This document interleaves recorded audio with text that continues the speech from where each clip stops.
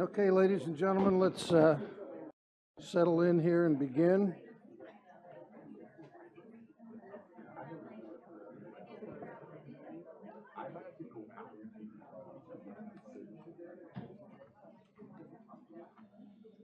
All right, I'm going to call to order the special board meeting of November 8th.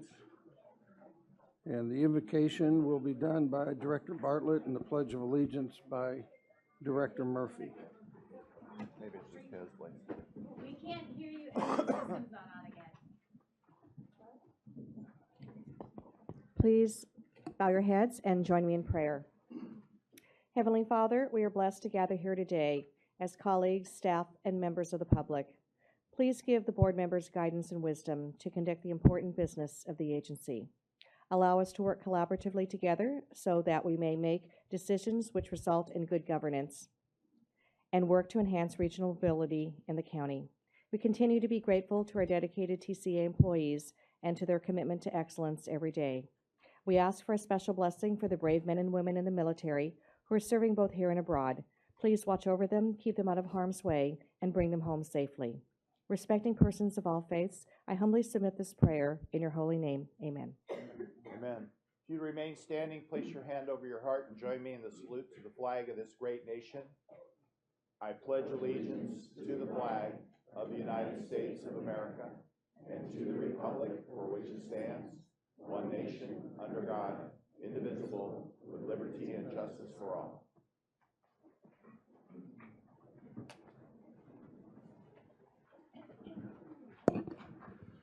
Are you able to hear me now? Yes. Thank you. Okay, Madam Clerk, will you please have a roll call? Director Beal. Here. Director Mueller. Here. Director Murphy. Here. Director Puckett. Here. Director Ward. Chair Sachs. Here. Vice Chair Shea. Yes. Director Bartlett. Here. Director Martinez. Present. Director Marriott. Here. Director Spitzer. Here. Director De Santos. Present. We have quorum. Thank you very much. Right now, we'll go to public comments. Members, excuse me. Members of the public may address the board regarding this board regarding any items within the subject matter jurisdiction of the boards, but no action may be taken on off-agenda items unless authorized by law. Comments shall be limited to 2 minutes per person and 1 hour for comments unless a different time limits are set. We do have a number of public comment speakers today, so we may get through in the first hour of public comments, but we may not, so those are noted to stay, to have your voice heard later on in this meeting. Thank you. If needed, additional public comments will be held before the closed session, which is basically what I just said. So first, let's have Tony Hayes. Mr. Hayes, please come up, followed by Michelle S.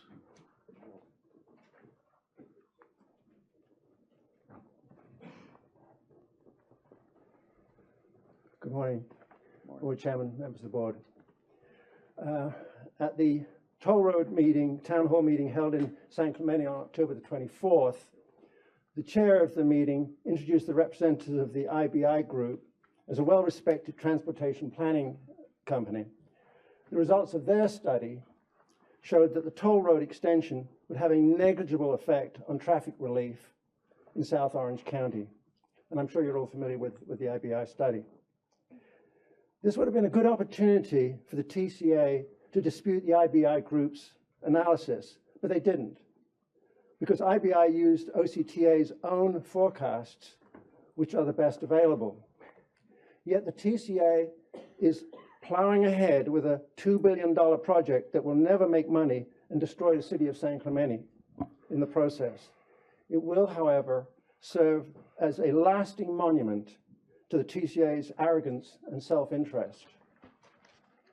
If the toll road extension were to be built, it would be fitting for the city of San Clemente to install a prominent brass memorial plaque somewhere on Avenida Del Mar listing who on the TCA's board was in favor of the toll road extension and who opposed it, so that future generations would know who was responsible for this monstrosity. Thank you. Thank you. Michelle, followed by Randy Newkirk. Hi, good morning. A reminder of what the Board of Directors are here to do: establish policies for management, oversight, and make decisions on major directional matters. The board should have been involved and worked through what, if any, routes were feasible and would bring benefit, and voted on the PSR that was submitted to Caltrans. However, you did not. In fact, you're seeing it for the first time today, while being asked for over $15 million to further the destructive proposals. The board has abdicated its power, control, and oversight to lobbyists. The TCA has no authority on the 5 freeway. That's outside of your scope. Caltrans should not be involved with economic discrimination and wasting our tax dollars to study it. You are the governing body. You are the board of directors. There is no public support for this project. That means funds should not be spent. TCA wants $2 billion for a road so 4% of people can drive on a congestion-free road. That is not an acceptable use of money. The proposals require significant eminent domain of homes, businesses, parks, schools, churches, enjoy that one, and mitigated open space while being too close to schools. The 241 is underused. Why would a member city be destroyed by an agreement they were part of? This process has been a fabricated sham, 45 handpicked people for an ascertainment study that was not even followed. The stakeholders are multinational corporations, while residents are an afterthought. Too much money has already been wasted on consultants to try and create a problem to justify a not needed, not wanted toll road as a solution. The IBI traffic study was clear that the proposals will make traffic worse. Today, please rein in this run-amok agency and do not approve the contracts that it'll only bring you years of litigation and cost. The TCA has had 15 years of litigation and all necessary permits in the past denied. This time will be no different. The Foothill Eastern's 85% of the way done. Call it a day and pay down the bonds. Thank you. Thank you, Mr. Newkirk, followed by Laura. Good morning, and thank you for being able to talk to you. My name is Randy Newkirk. I'm a 31-year resident of San Clemente. How many of you remember, and does it resonate, Alaska's Bridge to Nowhere? Remember the project? Remember how it was finished? Google map it. It's not there. Remember the political supporters? The ones that promoted it? In boards just like yours. Remember where they are today in their political careers? Wikipedia. It wasn't kind to their careers. This 241 extension is going to end up being the TCA Bridge to Nowhere. Billions will be wasted. No tangible benefits will come from it.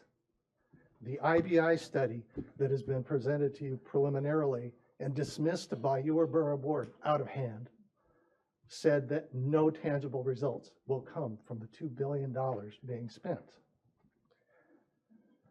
Your chosen consultant that you were depending on instead presented in December of 2017. And I'm going to get this right because I couldn't believe it when they said it. In culling down the projects that you were to consider, they said that the, let me find the exact words. In the screening documents, they said that autonomous vehicles on overall, their impact on overall traffic in South County and the I-5 is a coming idea that is too premature at this time, I quote, a coming idea that is premature at this time. Yet today you're looking to vote to give them a contract extension of over $10 million to evaluate your solution. Which side are you going to be part of? Thank you. Thank you. Laura, followed by Denise C. This morning, the TCA is once again going to be asking you, the board, for authorization to spend $16 million to advance the extension of the 241 South to the project approval environmental document phase. I believe it's your responsibility as the board to vote no on granting this money. Those that sit on city councils, you need to protect your developmental impact fees are spent, and board of supervisors to protect your constituents. This agency has wasted enough of our tax dollars on studies of a road that has been proven not to be needed. We have voiced our opposition for many years now. We are tired of telling you these, quote, new routes are chosen by residents when we all know darn well the ascertainment study that began this whole charade was attended by a few of your hand-picked people. I think it was 45. If you want real mobility, leave the 5 freeway alone. I know you want to add another lane and take away our new carpool lane. You don't even have authority to do this, so don't. Pay down the bonds instead so the 73 can be free and more people can use it, and that would be better mobility. Keep Los Patronos free. Instead, you like to act like a big private company and attend events like this new one coming up, the OC Business Council's Red Carpet Reception, where you are nominated for Business Retention Expansion, where you also are sponsoring at $3,000. But why not? It's our money. Thank you. Denise C., followed by Sam Sumanti. I'm sorry, Sam. You can correct me when you come up. Good morning. I just have some proof that we have over 84,000 signatures. Could you lower the microphone so we can hear you? Thank you. Sure. Can you hear me now? Sounds like the commercial. We have over 84,000 signatures on petitions against extending the 241 and toll lanes, and this is for the board members. Thank you, Sam. Followed by Robert Christman. Good morning, Chairman Sachs and directors. I understand that the board will be receiving the final project study report for the South County traffic relief effort, and that the TCA will be seeking authorization for paying up to $9.3 million for preparing the environmental study and up to $5.6 million for preparing additional traffic studies. I'm here today as a resident of Rancho Mission Viejo to comment on 2 of the 8 ideas and why any funding authorization should, at the very least, specifically exclude any further study of the so-called Beltway option. You don't need to go any further than the project summary report that you'll be reviewing today to see that this agency should not be wasting any money or effort to study options 9 and 18. The Beltway is the least effective of all of the proposed alignments, as has been demonstrated by every study. The traffic studies in preparation for the project summary report concluded that the Beltway is the least effective of all the proposed options. It is clear that options 9 and 18 fail the purpose and need test that this agency set out for itself. The conclusion will not change with further study, to hold our neighborhoods hostage with more uncertain.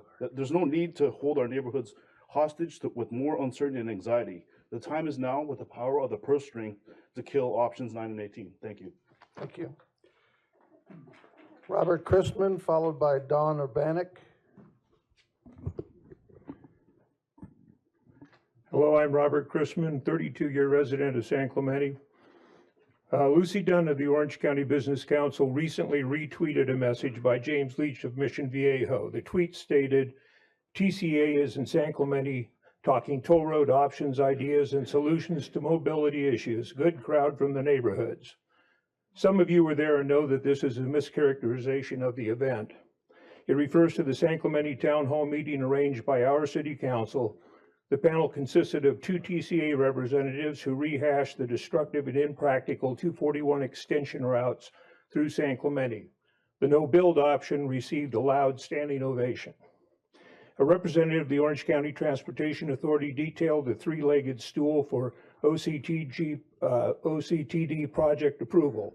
The legs are demonstrated need, financial feasibility, and community support. None of these conditions exist for the 241 extension project. 2 representatives from the IBI group reviewed their comprehensive traffic study showing no benefit from the 241 extension through San Clemente. And San Clemente Mayor Tim Brown eloquently restated San Clemente's opposition to the extension. In the public comment period, there were approximately 20 speakers. All but one spoke in opposition. The one in favor identified herself as a former TCA staffer who did not express a positive need for the extension, only that it was inevitable and we should accept it. This simply won't happen. My discussion of these facts is to illuminate the spread of misinformation and the deceptive manner in which the TCA conducts itself. Not only are the 241 extension routes wasteful, destructive, and unnecessary, but the TCA itself seems to have no real purpose other than to generate income for special interests while violating the public trust. You should not receive additional funding to continue this fraud. You should be dissolved. Thank you, sir. Don Urbanek, followed by Amanda Quintanilla. My name is Dawn Urbanek, and I'm a taxpayer and student advocate living in San Clemente. Under CEQA, all of the entities, Caltrans, TCA, County of Orange, Rancho Mission Viejo, the city, the San Diego Water Board, and the Capistrano Unified School District have an obligation to protect sensitive receptors. Tesoro High School, which is originally Chiquita Canyon High School, is a sensitive receptor that sits on 4 parcels of land that have been owned by the Capistrano Unified School District since 1997. Those are parcels 125, 096, 59, 60, 69, and 82. In April 2001, all 4 of these parcels were transferred into the right-of-way for 3 projects, as evidenced by a certificate of compliance, and I'll leave this with you. The projects were Los Patrones, aka F Street, aka the Tesoro extension of the 241, the Oso Bridge project, and the Oso Bridge Gap Closure project. All these parcels, 3 of the parcels were transferred into the right-of-way by the San Juan Investment Company North. They didn't own the land, the district owned the land. So how they were able to transfer property they didn't own is a mystery. Parcel 82 was transferred into the right-of-way by the San Juan Partnership 3. However, they didn't own the land either. It belonged to the Capistrano Unified School District. There are clouds on title that remain and must be resolved prior to any further construction at the Oso Bridge Gap closure. I have as evidence of that, Capistrano Unified received a quitclaim deed from the ranch in January for parcel 82, and you guys are draining all the water from the road underneath the school, and the school is showing signs of structural cracking. And Mr. Spitzer, I will be filing a complaint Please to do protect not- the property rights Do not address of members of the board taxpayers. directly. When you get into your DA's office, Do because our not prior direct DA has any ignored that. questions to Thank board you. members directly. Amanda, followed by Richard Longobardo. Good morning. My name is Amanda Quintanilla, and I'm a resident of San Clemente for over 47 years. In continuation to the previous speaker, there exists a conflict. Los Patrones has been marketed as a free private road to home buyers within Rancho Mission Viejo. Los Patrones is now being built to a toll road specifications and is being paid for the TCA bondholder money. The lawsuit settlement between the county and the San Clemente designates Los Patrones as a free road. If Los Patrones remains a free arterial road, then the project has been misrepresented to the TCA bondholders. If Los Patrones becomes the Tesoro extension of the 241, then the settlement is breached and the ranch has misrepresented Los Patrones to its home buyers. Caltrans, TCA County of Orange, Rancho Mission Viejo, with the San Diego Water Board and CUSD appear to have acted in concert to build the road in segments for the purpose of avoiding CEQA. The TCA applied for a 401 wastewater discharge permit for the extension of the 241 on November 14th, 2012. That application was denied on June 19th, 2013. The TCA appealed the decision to the State Water Board on September 23rd, 2014. The State Water Board remanded the decision back to the San Diego Water Board for final determination. On June 24th, 2014, while the appeal was pending, the County Board of Supervisors, through a cooperative agreement, approved a decision that would allow the county and the TCA to compensate Rancho Mission Viejo Company for the cost of the right-of-way, grading and construction of Los Patrones Parkway. They also required that Los Patrones be built to toll road specifications. Under the agreement, the County of Orange County, Thank you, Richard Longobardo, followed by Dale Patterson.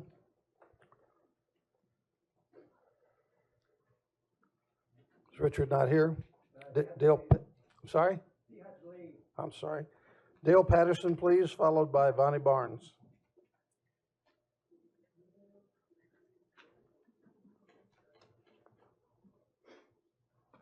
Good morning.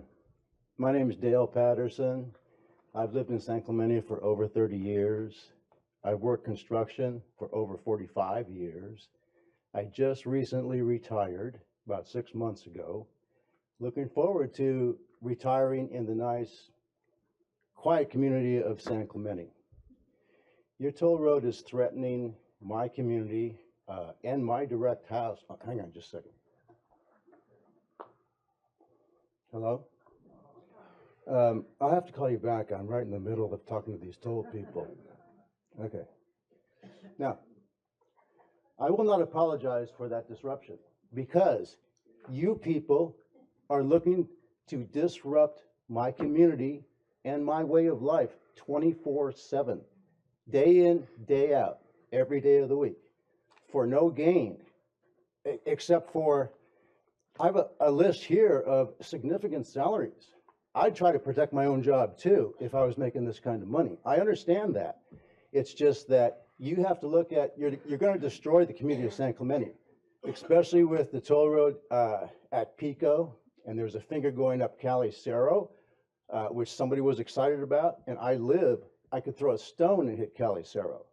So you people are disrupting San Clemente for no gain. The toll road is not needed and not wanted. So I mean, I have to move. If that happens, I have to move. I won't live like that.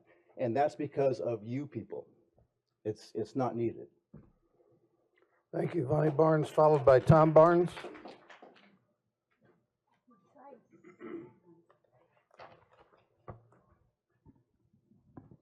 I'm Vonnie Barnes, president of Rancho San Clemente's Master Association, representing 14 HOAs and 5,000 residents.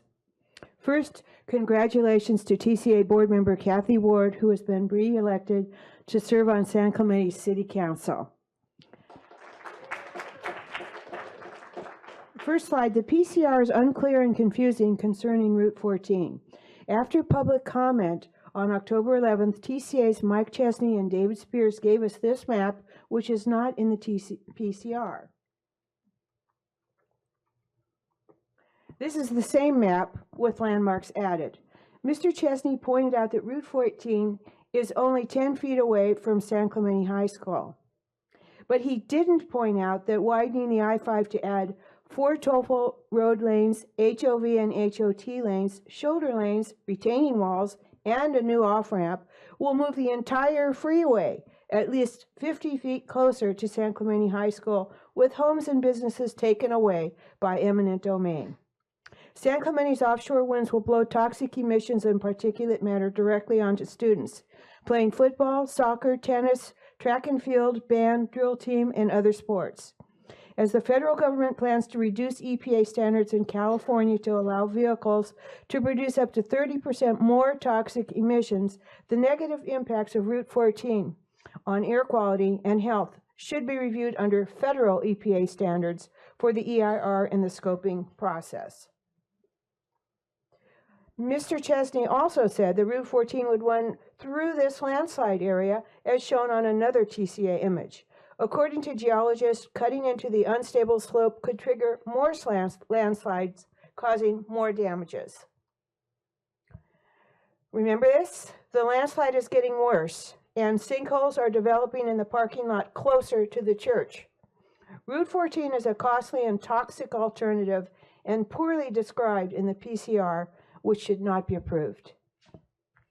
Thank you. Tom Barnes, followed by Gene B.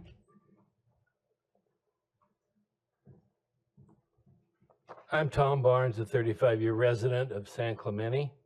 Slide 5. The TCA rejected Route 14 in 2005 due to anticipated collateral damage, exorbitant construction, and excessive mitigation costs along the unstable Monterey Land Formation. Slide 6. This is a geologic map by Irvine Soils Engineering that warns about the unstable landslide area along the TCA's proposed Route 14. Slide 7. Widening the I-5 by adding 4 toll road lanes in the middle, so-called hot lanes or pay lanes, along with retaining walls and taking homes and businesses by eminent domain is shown in this slide. Slide 8 shows the bridge and interchange at Del Cerro and Pico over a floodplain. A terrible idea for this Rancho San Clemente location in the heart of the residential area. It is alarming to find that the PCR has no cost estimates for existing and anticipated litigation regarding Route 14, and no reference to the TCA's rejection of Route 14 based on their past EIRs. While the TCA says the public came up with the idea in the PSR, I have not found any public input clamoring for an interchange at Pico and Del Cerro, or any TCA media sites, or heard it discussed at any public meetings. Route 14 is unsafe, hazardous, and costly, and must not be approved. Instead of providing a product that can be explained, the TCA has determined that a process, whatever that vague term means, is all that is available at this time. We've been processed to death on this thing. It's time to kill it, and you can get serious about alternatives that actually have some degree of feasibility. Thank you very much. Gene B., followed by Steve Netherby.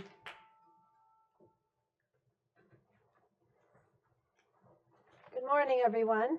My name is Jean Braun. I have been a member of San Clemente and the community since about 4 years. My daughters lived in San Clemente for 10. I moved down here from San Francisco to get away from the insanity up there.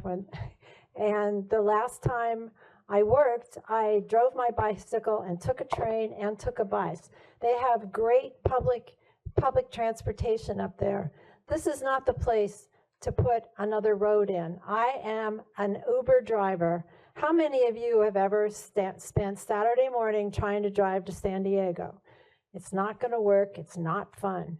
So all this would do would be to add more cars to I-5, and for the whole reason of this whole thing, I don't understand how you could possibly put more cars on I-5 at when it's not a very good idea.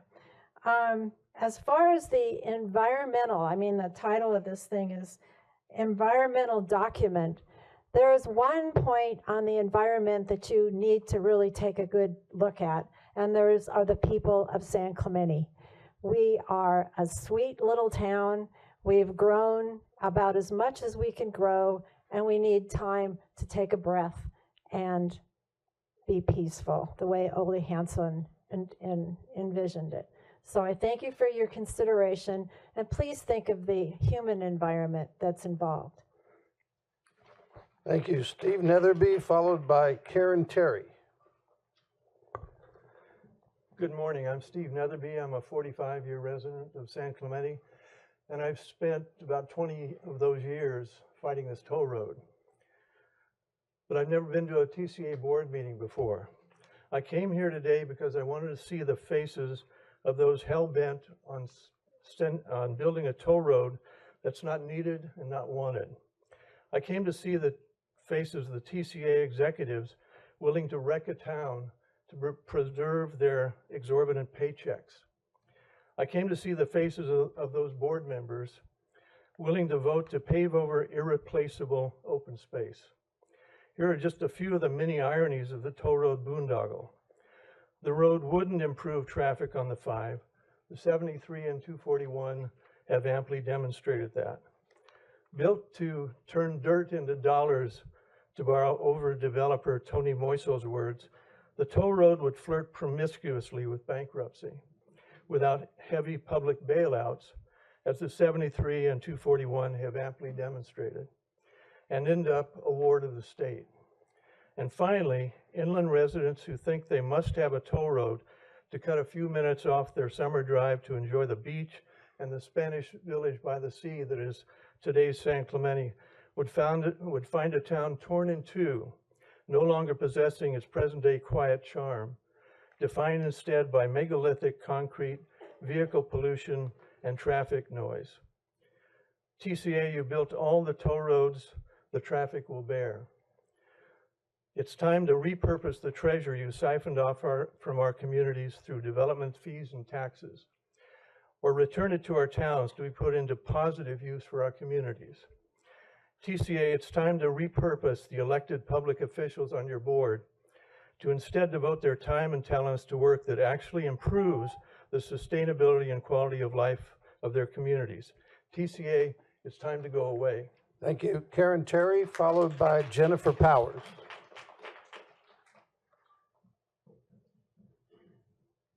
I'm Karen Terry, a 6-year resident of San Clemente.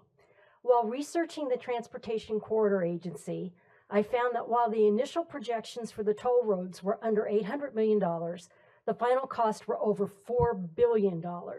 It's breathtaking how the TCA blew past projections by $3 billion. I also found that only 2.7% of Orange County residents work in San Diego, while 22.7% work in LA County. Estimated ridership numbers on the toll roads still haven't been met even after 20 years. Surprisingly, traffic on Highway 5 has been mostly stable for the past 20 years. A recent OCTA study backs this up. A 2008 article about the green alignment stated, quote, "But TCA notes that there were 38 alternatives studied and they all failed for various reasons, primarily due to their negative effects on both natural habitats and homes and businesses." This was Jennifer Seaton, the TCA spokeswoman. I'd like to know how all these failed alignments are now back to being studied when the only real changes are increased TCA development fees and toll rates. What's stopping the TCA from more cost overruns and missed ridership projections with the next extension?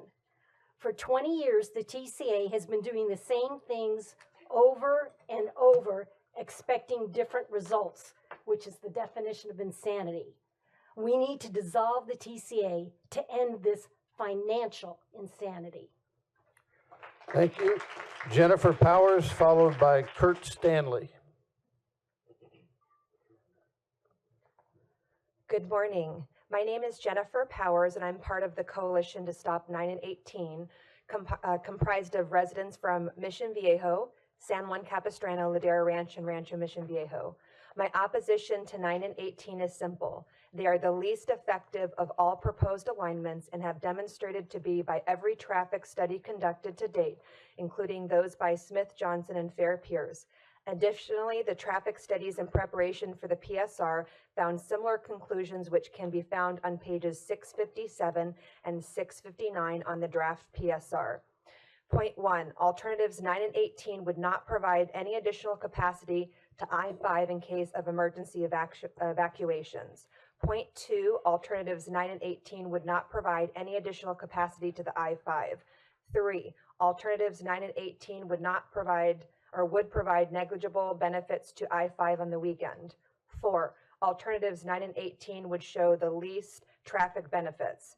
5, during incidents on the I-5 that block some or all of the lanes, 9 and 18 would provide no relief. 6, overall alternatives 9 and 18 would provide least traffic benefits.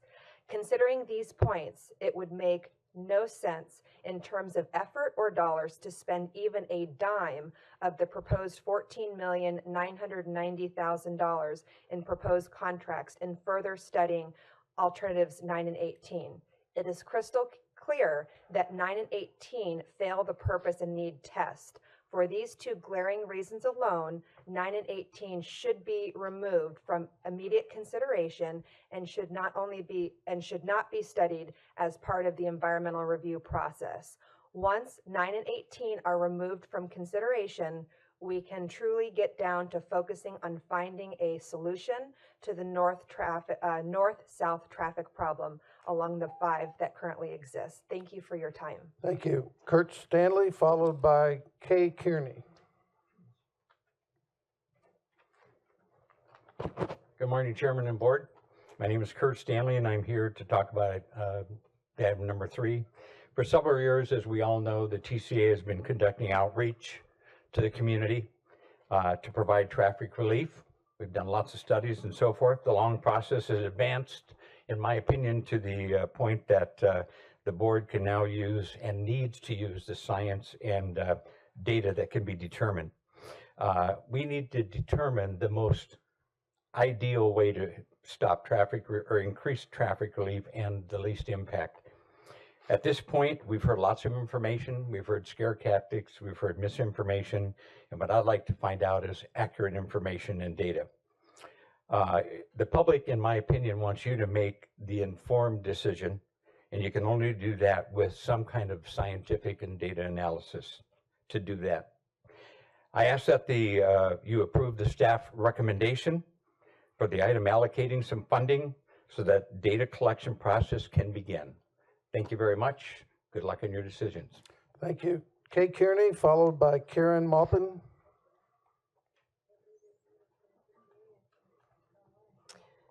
Good morning, Chair, board members. My name is Kate Kearney, and public safety should always be a top priority when proposed projects are considered. I have 25 years in 911 EMS experience in delivering ambulance services to South Orange County. Today, the I-5 offers the only major corridor through South Orange County.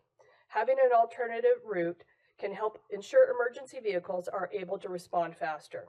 Most would agree that we need to build the infrastructure to help manage the growing regional traffic congestion. Could one of the transportation improvement ideas help reduce traffic congestion both on the freeway as well as our city streets? We won't know until we do our necessary traffic studies and the environmental impact report comes. To that end, I ask that you approve the staff recommendation so the studies can begin to provide you the information you need to make an informed decision and protect the public. Thank you for your time. Thank you. Karen Maupin, followed by Lori Gooch. Good morning. Bear with me, please. I've never done this before. It's my first time to one of these meetings. I am a resident of San Clemente. I serve on the board for Villaggio too. As a resident since 2010, I know you guys do not have to, there's no way you can enjoy everybody standing up here and giving you a lot of grief over the tollway. There's just no way. But to our defense, we're not trying to fight you. We're trying to fight for life. You guys fight for concrete. We're fighting for our families, our kids, our schools, our churches, our parks. We don't have the traffic congestion that commands this type of roadway separation that you want to do through San Clemente. I mean, from the bottom of my heart, I mean, I know everybody's got a job to do, but there has to come a point in time to where we think about the people and the families and the communities that this will disrupt. It's not a needed relief. It serves no purpose. I mean, we've heard study after study, and I haven't been hanging out with these studies for very long, and everything I read points to the same thing. You guys are fighting to do something that isn't needed, that's way over budget, that's very expensive, and you're doing it on the backs of the California taxpayers and the residents of San Clemente and other residents in areas in the immediate path of some of these tollways. I'm not going to take the whole 2 minutes. That's all I want to say. Just as a concerned citizen, as a resident of San Clemente, I implore you, please, do not tear up our town. Thank you. Lori, followed by Jim Leach, who will be the final speaker. Automated vehicles will bring big highway capacity increases. Because automatic braking systems react much faster than human drivers do, safe spacing on freeways can be reduced by about half. As a result, Farmer in this article, automated vehicles will bring big highway capacity increases, concludes that the current rule of thumb that a freeway lane can handle a flow of 2,000 vehicles per hour will be radically changed. Based on this analysis and given the current state of autonomous vehicle technology development, it would appear that the impacts on our transportation system potentially include increases in highway capacity by greater than 100%. An even more aggressive estimate, taking into account the possibilities of AVs platooning in a hypothetical continuous train, could raise capacity even further to an astronomical, by today's standards, 8,000 vehicles per hour at 60 miles per hour or 10,000 vehicles per hour at 80 miles per hour. The obvious policy response would be to err on the conservative side and planning new highway capacity, new lanes being planned now and delivered at a later time that AVs dominate the fleet will waste resources that could be better used. Thank you. Thank you. Mr. Leach? Morning, Mr. Chairman. Thank you for the opportunity. My name is Jim Leach. I live in Rancho Santa Margarita, and I like process. Process gets us from point A to Z by looking at facts and science and endorsement and opposition, and sometimes that happens in an orderly way. The process this agency has been engaged in over the past several years is important. And like it or not, traffic's a problem in South OC. Emergency mobility is a problem in OC. If something catastrophic were to happen, there are limited ways to get to safety. I sit on the community engagement panel for the decommissioning of the San Onofre nuclear plant, and virtually every meeting we have, someone from here in South Orange County expresses concern that there's no alternative route out of the area in the event of a disaster at the plant or anywhere else. This might be more critical than basic traffic relief. The process this agency has pursued over the last years is critical to long-term mobility and safety of residents and businesses throughout the region, and as well as those we know who live and work in the area in the future. Infrastructure projects take a long time and a lot of money before we can ever realize the benefits. So I'm here today to urge you to move ahead on this process so that the necessary environmental work can be done, providing the board as well as the citizens the necessary information to make an informed decision one way or the other. I hope you won't delay. This is too important. Thank you very much. Thank you. We now move on to board business items 1 through 3. Number 1, design services during construction of Oso Bridge project. May I get a staff report, please? Hi, I'm Paul Bopp, and I'm here to request board approval for an item that will allow TY Lynn to provide design services during construction for the Oso Bridge project. To provide a little background, the Oso Bridge project will allow users of Los Patronos Parkway to directly access the 241 toll road via the proposed gap closure, which will pass under the new Oso Bridge. And this direct access to the 241 will enhance safety and traffic operations for the interchange. In December of 2015, the TCA board authorized a contract with TY Lynn to prepare the plans, specifications, and estimate for the Oso Bridge project. The PS&E was completed in early 2018. Since completion of the PS&E, TY Lynn has aided in preparation of the construction bid documents and coordinated with Caltrans to obtain the necessary permits to begin project construction.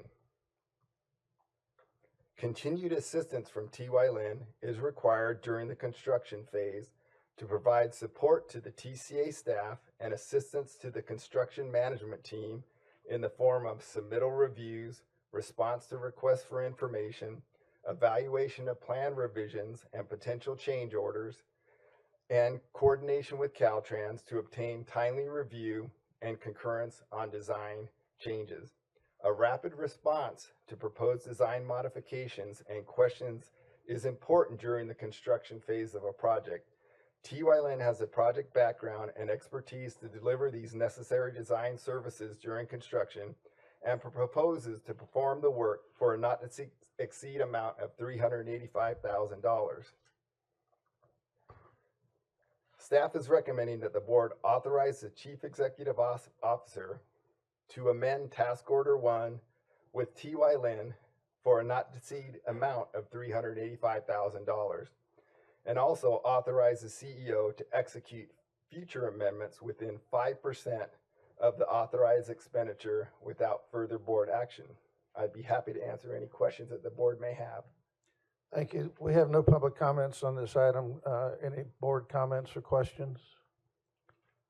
Seeing none, can I have a motion? Chair, I have a question. I'm sorry, Director Ward.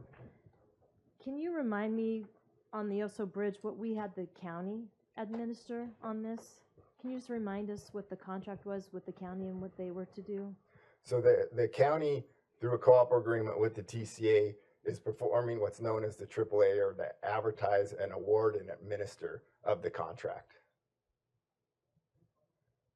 So to administer the contract, that's not helping the construction management team with information or plan revisions or design changes? So they are doing the construction management, which is part of the administration of the contract. So they're out on site for on a daily basis, observing the contractor, observing the construction. So when the contractor has either a request for information or a submittal, those then go back to the design engineer for their review and any input on, for example, for a request for information. So they work in conjunction with each other, the design engineer and the construction management services that the county is providing. Okay, so TY Lin is providing that as the design engineer? Yes. Firm. Okay, and how much, do you remember how much we gave the county to administer this project? $4 million over the 2-year construction period. So for TY Lin, this $385,000 is for the next 2 years? Correct. Okay, thank you. Any other director questions? I'll move the item. We have a motion. Do I have a second? Second. I have a second. All those in favor signify by just saying aye. Aye. Opposed? Thank you. The item passes. We now move to agenda item number 2. Mr. Spears, presentation of the project initiation document.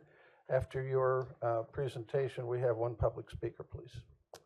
Good morning, Chair Sachs, Vice Chair Shea, and directors. My name is David Spears, and I am the project director for the Corridor Management Group. And it's my pleasure to present to you this presentation of the South County Traffic Relief Effort Project Study Report, Project Development Support. Oh, I have the clicker here. So the contents that are included in the PSR PDS are descriptions of the project alternatives, conceptual exhibits, preliminary traffic data, preliminary environmental assessment report, and I'll highlight that that's not an environmental analysis, it's just a detailed listing of the technical studies that would be required during the next phase, and preliminary schedule and cost estimates. The purpose of the PSR PDS, one of the things it does is it identifies the preliminary purpose and need, and I'll walk you through that in the next slide. It identifies a range of alternatives to be studied, and it allows Caltrans to estimate the level of staffing needed for the next phase of the contract, or of the process. So I'll start with the purpose. The purpose and fundamental objectives of the project are to materially improve north-south regional mobility in South Orange County and to accommodate regional travel in a demand in a manner that promotes the supporting objectives related to the mobility of South Orange County, including improve regional mobility by reducing congestion on the I-5 during peak commuting hours, provide additional north-south capacity in case of traffic incidents on I-5, and enhance pedestrian and bicycle opportunities. The project would also provide additional north-south capacity that would benefit potential evacuations in case of emergencies. The preliminary need. The transportation infrastructure improvements are necessary to materially address the existing and future deficiencies for north-south regional mobility in South Orange County. Roadway deficiencies and mobility limitations in South Orange County are described below. Demand approaches or exceeds capacity on I-5 during peak commuting hours on weekdays and weekends. The lack of redundant north-south capacity increases congestion during traffic incidents on I-5. Additional bike and pedestrian facilities are needed to connect highways with local sidewalks, bikeways, consistent with Caltrans Sustainability Implementation Action Plan 2016. In addition, the lack of sufficient north-south regional mobility impairs potential evacuations in case of emergencies such as wildfires, major storms, or other disasters. The alternatives included in the PSR PDS, as was referred to earlier in this meeting, there was a number of public forums that were held between June 16 and June 17, And out of that public outreach process, 20 transportation ideas were identified and suggested.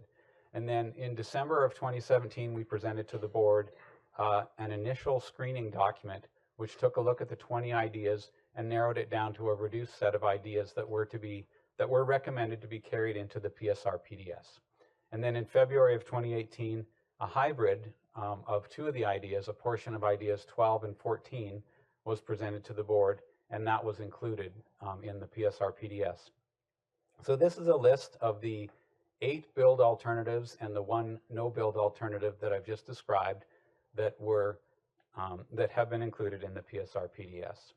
And this is a map of the alternatives. You'll see in red the north-south alternative that's on the 5. 11 and 12 are alternatives on the 5. 9 and 18 are east-west arterial solutions. 13, 14, and 17 are extensions of the toll road to connect to the I-5. And as mentioned, number 21 is a hybrid, a combination of 2 of the alternatives. This is page 159 of the traffic study, table 22, and it has a lot of detailed information, and the traffic study is over 160 pages long. And what I've done is I wanted to highlight in a more easy to understand table several of the traffic metrics. And I want to highlight the fact that these traffic metrics allow us to compare these alternatives. This report doesn't recommend or eliminate any alternatives, but it does give us a comparison of the level of benefit. So this table is showing the reduction in daily vehicle hours of delay on the I-5. And you can see from top to bottom, some of the alternatives provide one provides greater than 5,000 hours of reduction in daily vehicle hours of delay. And that's measured within the project study area, and it's in the horizon year 2015 or 2050. And then you can see as you go down the list, some of the other alternatives listed, 17, 13, 9, and 18 provide the least amount when compared to the others. This graph is showing another traffic metric. It's the percent of locations on I-5 where traffic operations improved. When we did the study, we looked at 102 unique locations along the I-5, 51 in the southbound direction, 51 in the northbound direction, and the traffic report details whether there's a measurable or measured improvement in each of these 102 locations. So again, as you can see, not all the alternatives provide the same level of benefit, and the alternatives at the top of the table, 11, 12, and 14, provide the greatest number of locations that are improved. And towards the bottom of the table, you'll see some of the alternatives, 9 and 18, that provide the least amount of benefit in terms of number of locations that are improved.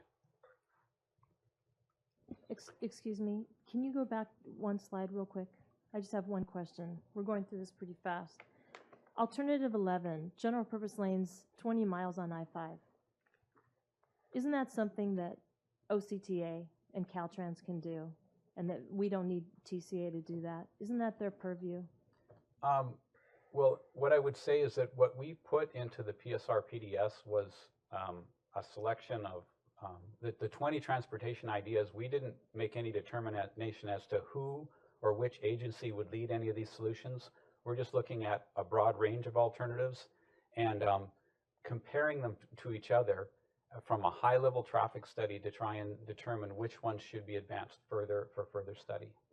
I understand what you just said, because that's what was said to me when we were going through the mobility working group, that 11 and 12, some of these ideas could be advanced by other agencies. However, this agency has come out as advancing those projects now, and we're being asked to take these into an environmental clearance for things that we have no business in doing. So I understand that. What I'm having trouble with is we're being confused here by things that we cannot do that are in the purview of our Orange County Transportation Commission, and certainly in the purview of Caltrans if they are necessary in I-5, and we're being told we're just doing it to look at it, but then we're actually advancing it, and that's what we're going to be looking at later. So I just wanted to point that out, that a lot of these, including most of the alignments that TCA, that our agency now proposes, have a managed lane component on I-5. So this is very confusing in how you're presenting it. I understand it's a big overview, but we're talking out of both sides here. And I wanted to point that out. Number 11, general purpose lanes and managed lanes on I-5, we shouldn't even be talking about, let alone studying them. So go ahead and keep going. Mr. We'll Kramer, talk about that later. just a clarifying statement.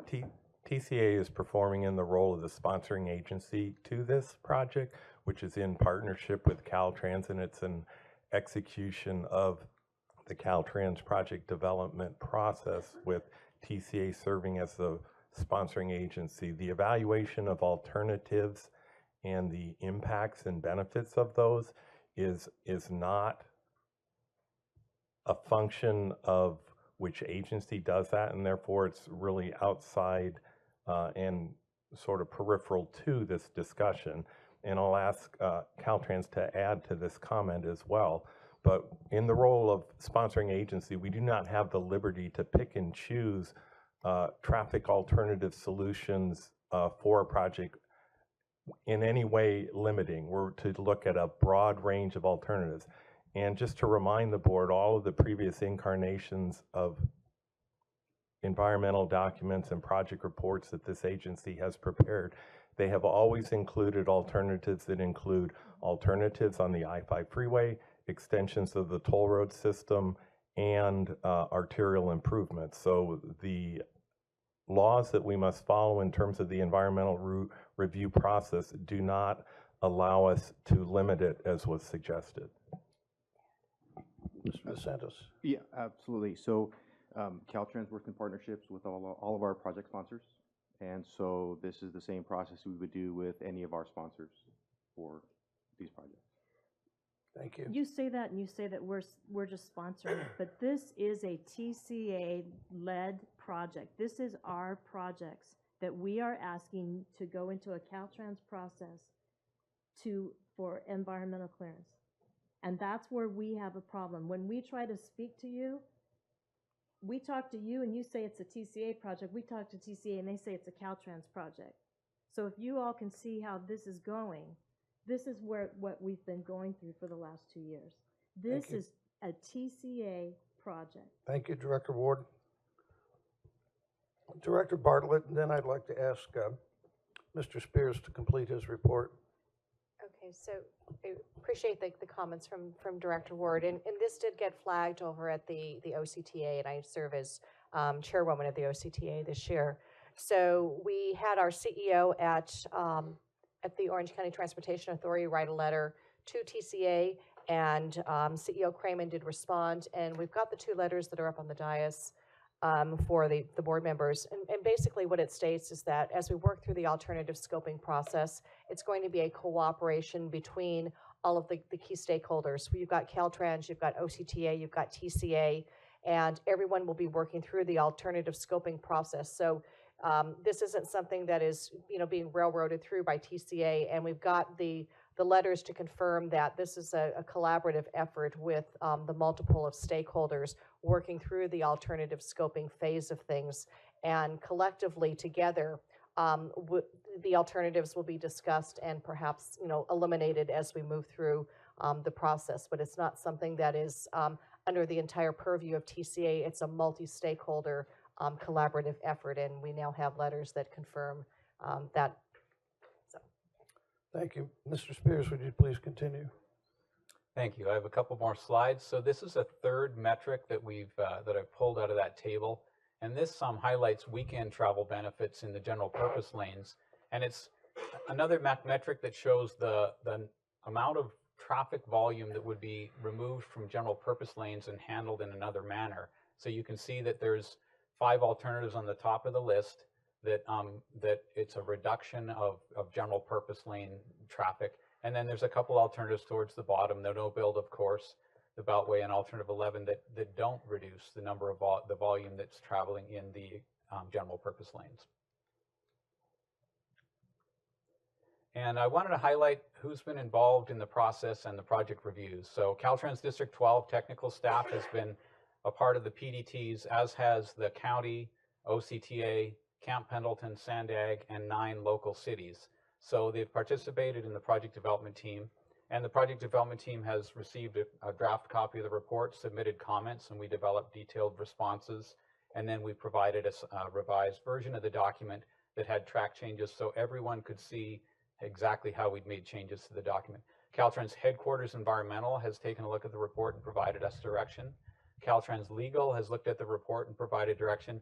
I wanted to highlight two of the statements they made. One is they've wanted us to clarify, and we stated this in the document, that the PSR PDS is not a substitute for the formal environmental analysis. That would be the next phase. And the PSR PDS does not eliminate the study of any of alternatives. So all the data I've provided to you today allows you to compare the relative benefits, but we're not drawing conclusions or eliminated alternatives based on this document. And finally, the final PSR PDS has been submitted to Caltrans. I have one more slide, and this is just a little bubble chart or a flow chart that shows what we've been doing to get to this point in time. We've done some public outreach, there's been public meetings, and we've conducted this process with participation of all these PDT members, and that's really gotten us to the end of the PSR PDS project initiation phase. So we're right at the point where we could begin the environmental document phase. And with that, I would be happy to answer any questions. Before we go there, we have a public comment from Patricia Holloway.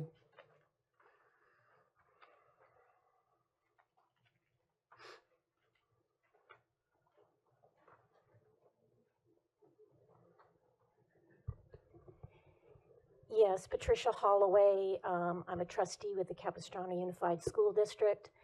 And, you know, the response to Board Member Ward's question, you know, the TCA is doing the work of Caltrans, who's doing the work of the county, you know, all the intertwined relationships. So I guess that's why the Capistrano Unified School District and the City of San Clemente and the Reserve of San Clemente are suing Caltrans, the TCA, and the county. So the Oso Bridge is part of this whole north-south flow system. The school district believes that that was improperly processed. We want you to stop the construction of the Oso Bridge. We want an environmental impact report done. We want mitigation measures performed to protect our students at our schools, not only Tesoro, but eventually San Clemente High School, San Juan Hills High School, Ascensia K-8 school. So, you know, this process is moving forward in an improper way. Thank you. Thank you. Mr. Spears, do we have any questions from board members? Director Marriott? Thank you, Chairman Sachs. Good morning, Dave. Thank you for the work on this. So some of the visuals are different than they were in committee. This is the one that I'm curious about. This is the one that caused me a little bit of distress, if you will. The closest I've seen is page 10, unless I missed something. If I missed something, so that's the closest. That's correct. Okay. Can you go to slide 10? So that's done in estimates. I'd like to go to the one that's done in percentages. And I'm not suggesting anything nefarious here, but for my little four-cylinder, just entertain me and take me to the closest equivalent of this, because this is what I've had to think about between subcommittee and today. And this has changed. It's got to be a data piece, but I'd like to understand what piece of the data, because this was really the only topic of conversation in our working session the other day. And so I don't understand why all the percentages have changed. I'd just like to know why. Yes, Director Marriott, very good question. And so I can explain this in a couple ways. If I go back to this table this table has about 12 different traffic metrics in it. And some of them don't provide a whole lot of distinction between different alternatives. Some of them at the bottom are a check mark whether or not there's any relief to traffic, weekend traffic or not. But because there's a lot of data that's rolled up into this table, I decided to try and simplify it in this manner and make this a little more accessible. One of the things that the table that you have in your hands from the committee was comparing absolute numbers. We wanted to, this is really just comparing comparative levels of benefit. So I thought that for the purpose of this audience, it might be easier to do it in broad categories like this rather than absolute numbers. But certainly, if members of the board would like to see that that earlier table, it's data that's taken out of table 22. It's So directly available. So effectively, in the one you were just on, you went from actual percentages to ranges. That's it. Yes. That's the change. That's the range. That's the change. Okay. Can you go to slide 10? Which is the one that I believe does have percentages. Okay, so some of these go up dramatically. What is the data point that has changed for them to go up so dramatically? This is a different data point. The data point that's in this slide is daily vehicle hours of delay reduction. Yeah. So there's an no. Subcommittee work. So this visual, which has these percentages. Mm-hmm. And the figures that are reported in the subcommittee work are daily vehicle hours of delay reduction. So it's the same metric that's on this table, okay, so but I used absolute values in that table. And what's the metric you're using on the bar chart visual? On the bar chart visual? Right. Slide 10. This is a different metric that's also contained in table 22. So this is, as I was mentioning, there's 102 locations where we tested. What is the metric? It's just where traffic operations are improved. So I believe, and I may have to have Steve Brown clarify this, but I believe this was locations where we had an improvement from a level of service F to E, or level of service E to D. So we changed the data from the number of locations where traffic is improved versus No, I didn't change data. I am reporting another metric. And okay, I see your point. Got it. But my takeaway is that some of the data we reviewed in subcommittee has been was not presented in subcommittee that is presented today. Yeah, that's my sense. Clarify if I'm wrong. and I can just if I can just clarify. Oh, I may have been able to find it in there, but we didn't discuss it. I mean, yes, we didn't discuss, and I just felt that providing a single data point, just this table only, gives you one of a range of traffic metrics. And my purpose today was to provide several different traffic metrics. You can see that not sometimes in one table, one traffic metrics gives you part of the picture of the benefit. I grant you the benefit of the doubt, but I have reservations about changing the visuals you use in subcommittee versus full board. Thank you. Understood. Thank you. Just as a point, in the committee, one of the discussion points at committee was to add additional data information beyond what was presented in that table that you're referring to. Any other director questions? Chair. Director Ward? I sat in on that strategic planning committee, and I would agree with Director Marriott. It was much easier for the committee at the time to see how little benefit there was to some of these alignments. Number 14 was only 5% benefit. Number 17 to Vaquero, which is also my city, is only 4% benefit. You only go up where you start doing items that Caltrans and OCTA should be doing. You went up on general purpose lanes on I-5, idea 11, you had 37% benefit or 11,500 reduction of vehicle hours of delay. I can't see that in what you've done with number 11. You just say 5,000 plus. So why did you limit it to 5,000 on all of these? We were, perhaps I've oversimplified the data on this table, but I would like, maybe I can provide some clarification and context. These were to allow you to see the relative benefit of these alternatives. And as I said, we've not used this document to eliminate or recommend any alternative go forward. I will point out that the reason why alternative 11, 20 miles of GP lanes on the I-5 scores high on that table and still scores the highest in this table is it's putting the most additional pavement out there. Some of these alternatives, 9 and 18, provide a lot less centerline miles of pavement, 5 miles of improvements versus 20 miles two ways. So that's where, and I explained in committee, those tables are aggregating a lot of data over the whole study area. The north end of the study area has different traffic characteristics than the south end. So it's difficult to draw conclusions, or we shouldn't draw conclusions from just one traffic metric. That's why we have a 160-page traffic study there. And I will also mention that a traffic study that's done at the PSR level is still a very preliminary study. And one of the reasons we're asking for the opportunity to move forward and do additional studies is to go to a deeper level and to provide more detailed information. This is very high-level preliminary information, and you'll find at the very back of the traffic report about a 5-page description of the scope of work for the more in-depth traffic study, if you'd like to refer to that. And I would ask Director Chair, since you are, or Director Bartlett, I'm sorry, you're the chair of OCTA. For when we're looking at 5,000 plus hours of delay, can you tell us the current project that OCTA is embarking on, the 405? Do you recall the hours of delay that that project's going to help, so we can compare?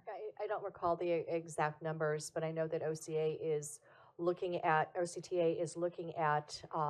continuation of perhaps the HOV lane where it ends at Pico right now and extending that down to the county line, but we're in the early stages of looking at those types of options to enhance regional mobility. But that's why it's important through the scoping phase that all the stakeholders work together, because when you talk about TCA's proposals and OCTA's proposals and Caltrans as well, you have a multitude of stakeholders, and it's really important for each stakeholder to work collaboratively with the others, because we all need to stay and work in our own lanes, so to speak, you know, no pun intended. But there's no sense proposing a multitude of similar projects within the same footprint. That doesn't make sense, and that's why everybody's got to be talking and cooperating together as we move through this process.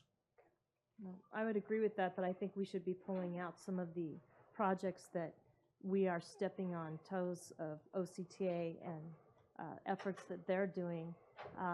But my question was, I think the 405 current project that's going to get underway has something like over 100,000 hours of delay benefit compared to what we're looking at is 5,000. Are you talking about the big I-405 project? Yes. I'd like to know how many hours of delay that project is going to provide. Well, so we have a comparison. Yeah, the two projects are totally different. So the 16 miles on the I-405 project is dramatically different than the contemplation of OCTAs, for instance, the extension of the HOV lane down to the San Diego County line. It's apples and oranges, because you're talking about, you know, multitude of things like express lane expansion, and you've got general purpose lanes on the I-405 project. So they're vastly different projects, and you really can't compare the two. Well, one of the things I asked on this PSR was to, when we talked about it, was to have OCTA do a presentation and us be able to ask questions of them. So maybe when we're done with just this item, someone from OCTA can come up and maybe give us what the hours of delay are for their future project. I know it's different, but I want the board to understand the difference between what that kind of a project and what they're doing, what hours of delay it provides compared to what we're looking at here. Right, and they are vastly different. The I-405 project, that's the most congested corridor in the United States. So that's very different from the South County project, which is perhaps an HOV project. Thank you. Director Murphy, did you have? No, it was clear, but the one observation I'll make is the alternatives that are being questioned are alternatives that justify perhaps other alternatives other than the ones that seem to be the most hotly contested in the public comments. So I think it's important that we do make decisions based on everything going on, regardless of who has the responsibilities ultimately of moving forward, because you wouldn't want us to make a decision in a vacuum where perhaps the TCA decision was the best of the alternatives that were studied, but there were OCTA-led efforts that would solve the problem much better. So it's sort of the knife cuts both directions when you look at some of these things. And so from a planning perspective, I don't mind looking at these things. I don't want to expend money related to the actual building construction or those sorts of things, because that does come through a different agency. I happen to sit on that agency too, so I get a better look at it, if you will. But I do think in the planning perspective, it's important to take a look at all this, just as you point out, Director Ward, because otherwise you could easily come to a TCA solution that was only looking at a third some of the folks that have been kind enough to join us on the last few meetings as well. So in this phase, I'm fine with that, and I'm not going to get concerned about who's leading it at the end of the day, because I want a holistic solution. But certainly I agree, things that are not TCA led, from a standpoint of the actual building, the rest of the analysis should be left to the governing agency at the moment. But I know Caltrans gets to play referee along with working with all the sponsorships, as Caltrans mentioned earlier. So I think we got to be careful, because sometimes I hear, oh, you shouldn't be talking about this, and I would argue, oh, yes, we should be, so to make sure that we're not thinking about building something that could more easily be handled and more efficiently be handled by one of the other agencies. So Thank you. I'll stop it there. Thank you. Director Marriott? Thank you, Chairman Sachs. So there's a reason that when you evaluate business propositions, you use percentages.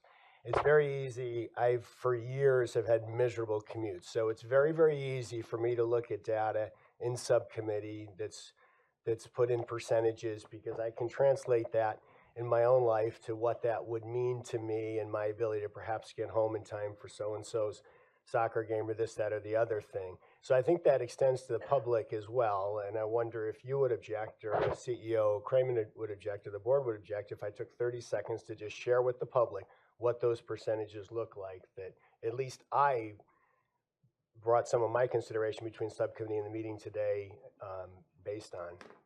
Any objections? The point of the data is not a decision-making tool in the PSR, and it would be the chair that would make that determination. Chair, I just want to take 30 seconds and share with the public. Thank you.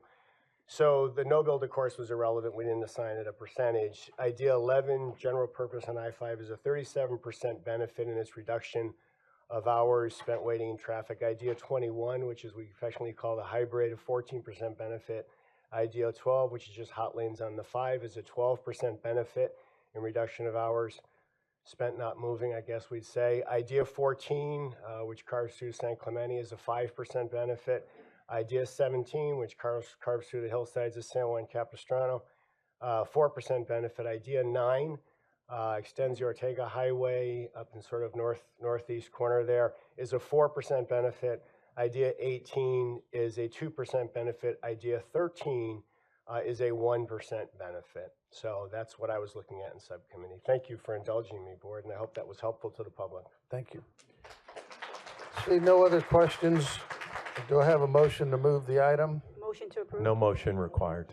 No motions required. So see how easy that was? Thank you, And- David. Chair. Appreciate it.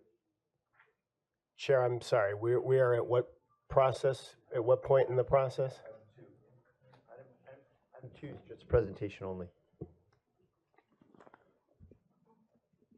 If you would clarify, we have not moved on to a vote in this matter.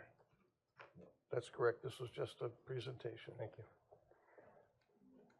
So, Director Murphy? Just for clarification purposes and making sure everybody has the same data, perhaps with that presentation, you'd go ahead and add the slide that was referenced by my good colleague adjacent to the slide that translated the data or simplified the data, if you will, in the other chart. That way we all got the same level of information. Thank you, Director Murphy. Thanks. We now move to item number 3. We do have public comments on it as well, but Ms. McFall, would you please present the staff report before the public comments? Sure. Good morning. I'm Valerie McFall, Chief Environmental Planning Officer for the TCA. The item before you today is to request authorization to initiate the project approval environmental document phase for the South County traffic relief effort. The project approval environmental document phase is a required component of Caltrans project development procedures and is overseen by Caltrans to ensure compliance with these requirements. Caltrans will be the lead agency and oversee the work that will be prepared under the National Environmental Policy Act, or NEPA, and TCA will serve as a sponsor agency for this phase of project development. As Mr. Spears showed during the prior presentation, the first step involved the preparation of the project study report.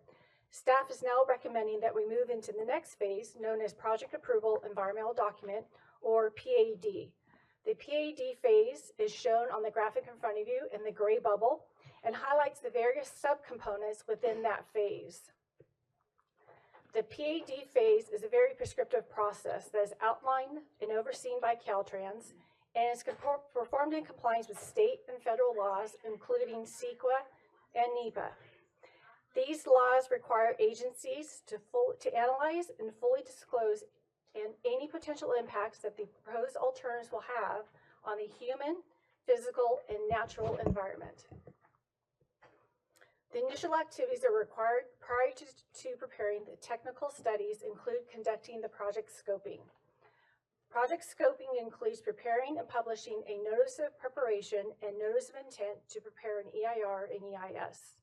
The NOP and NOI advises the public of the agencies and Caltrans intent to study project alternatives that are seeking the public's, the regulatory agencies, and other stakeholders' input into the alternatives to be studied, as well as any issues or concerns they believe should be addressed in the EIR, EIS, and provide their input into the preliminary purpose and need. Upon conclusion of the scoping phase, a report will be prepared that includes copies of the public notices that were issued, any newspaper advertisements, information on meetings that were held with the public in conjunction with scoping, as well as contain all the comment letters and cards received during scoping. This will be included as part of the record. An additional part of this phase, the initial activity, includes the alternative screening report. This report will assist with evaluating which alternatives should be advanced into formal technical studies.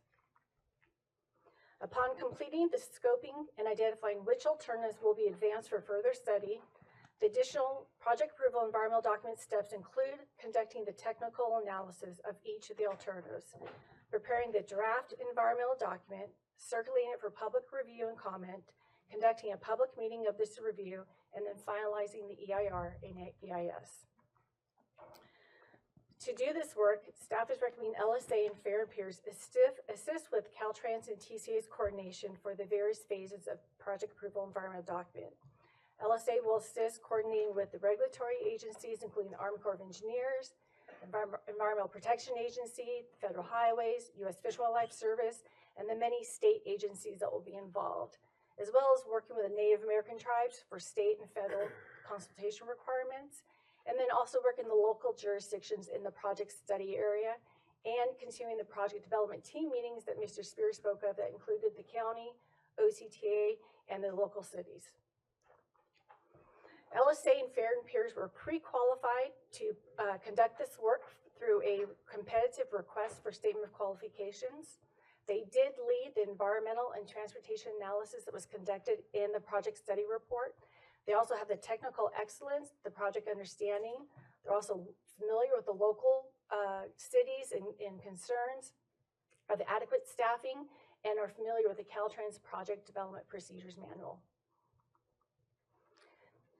On December 8th of 2016, the board authorized LSA to provide environmental consulting services to complete the PSR as well as the PAD phase. LSA's scope of services include developing and managing the environmental document in compliance with CEQA and NEPA, as well as Caltrans requirements. They also include the services listed on the slide before you: preparation of draft environmental document, the public meeting, consultation, and preparation of over 30 technical studies. This highlights some of the required technical studies that will be prepared for each of the alternatives that are included in the EIR and EIS. These reports will be attached to the environmental document and available for review along with the draft document itself. Similar to LSA, Fair and Peers was also authorized by the board in December 2016 to provide on-call technical work for the PSR and PAD. One of the underpinnings of the analysis to be conducted during this next PAD phase is the traffic study. Fair and Peers will follow Caltrans specifications, which includes data collection, doing traffic counts on I-5, including the mainline ramps, the HOV lanes on and off, the 241, as well as all the local intersections. For initial scoping activities, Fair and Peers will assist with providing technical data and analysis that will be used to inform the public and stakeholders about the various proposed alternatives, provide technical assistance with alternative screening report. Upon completing this technical work, Fair and Peers will provide the environmental documents traffic technical work that includes the preparation of multiple technical studies that are highlighted on the slide before you, which includes preparing the alternative screening traffic evaluation. To ensure our board's oversight and provide the public input as we advance through the project approval environmental document phase, staff is providing quarterly reports to the board that includes the overall expenditures to date, as well as the project milestones that have been completed. The annual budget for these consultants is subject to the board's adoption of each fiscal year's annual budget.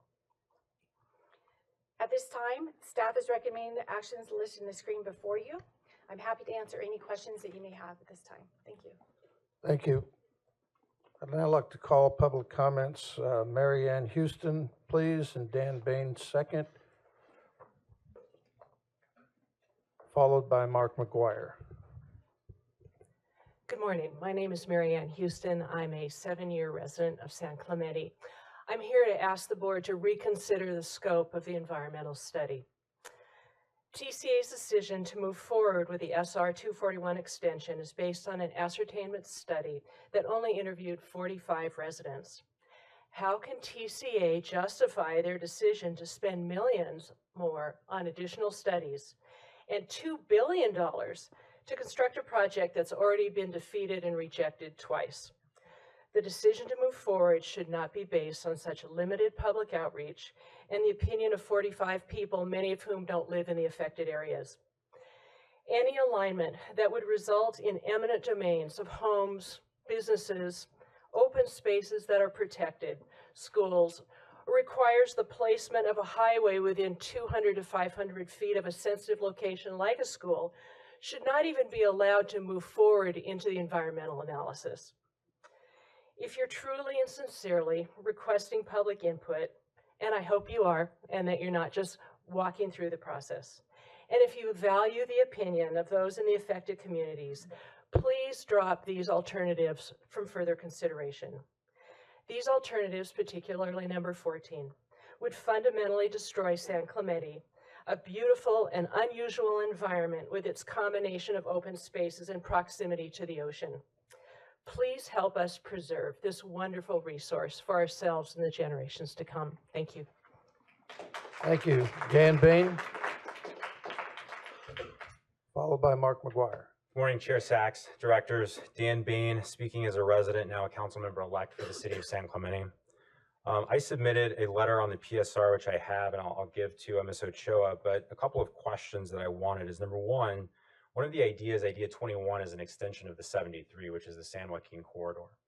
What is the authority of Foothill Eastern to take an action providing money to extend that corridor? I think that needs to be addressed. I noticed this wasn't a joint meeting, so question number one. Second question I have is, what exactly is the proposed project? Now that we're moving into the PAED phase, in the past, CEQA wasn't as clear as it is now that you actually have to pick a preferred project alternative. Washoe Meadows Community is a case that came out in November of last year, and it says you need to pick a preferred alternative now so the public has an informed decision and process as we move forward. And you've heard a lot of different comments about all these different alternatives, and that's largely because the public has no idea what the TCA plans to sponsor going forward. Second point I would make, and once we get that preferred project alternative, the TCA is a legislatively circumscribed agency. You're a government agency. You're enacted by AB 1413, which circumscribed the powers to fund, sponsor, and construct projects that were parallel to the 5, so not managed lanes. The second portion was AB 1363, that designated a very specific corridor for SR 241. So to the extent that there is going to be an extension of the 241, I think this agency up front needs to decide what exactly are the authority and the powers that we have before you move forward spending $16 million in studying alternatives that you may not have the power to actually sponsor or fund in the future. So I understand that you need to look at a bunch of alternatives, but I think before you spend a bunch of public dollars looking at that, you need to make the decision now as to what exactly the authority the TCA has. Thank you. Thank you. Mr. McGuire. Good evening, or good morning, Chairman and members of the. It's already been a long day. Yeah. My name is Mark McGuire. I'm a resident of San Clemente. I've spoke to you before. I appreciate the opportunity. I'm going to mix metaphors here. The runaway train called the South County Traffic Relief Effort is now at a crossroads. And I'm here to ask this board to finally get control of this runaway train. Specifically, I'm asking that this board not authorize the contracts at this time to proceed with formal environmental review until you get answers to at least 5 basic questions. And I'm passing, your clerk is passing those out. I respectfully submit that the board must have satisfactory answers to these questions before moving forward, and that honest answers to these questions will cause the board to course correct or even shelve the effort altogether. And the first question is fundamental, and you've heard it a couple times, which is, what is the project that you're going to be asked to spend $16 million studying? Note that as a legal matter, the answer can't be multiple transportation improvement ideas. TCA and Caltrans must pick a proposed project. Of course, an EIR will look at alternatives to that project, but you can't legally have a bunch of alternatives as the project. Based on the traffic analysis done in the PSR, I'm assuming that Idea 21 is the TCA staff's preferred project. If that is the case, this board needs to consider carefully whether it has the legal authority to pursue managed lanes on I-5. What gives this board that authority? Next, even though Idea 21 provides double the traffic relief of any of the 241 to I-5 connections, 2 times a very small amount is still a very small amount. So it's critical that you ask, would this very expensive, very impactful, if I could, I'm going to run out of time here, very controversial project provide enough traffic relief to justify pursuing it? And in that regard, I would say that the OCTA project, as an example, these are both billion-dollar-plus projects, was going to provide 350,000 hours of traffic relief in 2040, and this project's proposing 4,300 hours of traffic relief in 2050. It is apples and oranges. Thank you, Mr. Murphy. And the Giving second you a one little just more has no time. compelling basis. Thank you very much.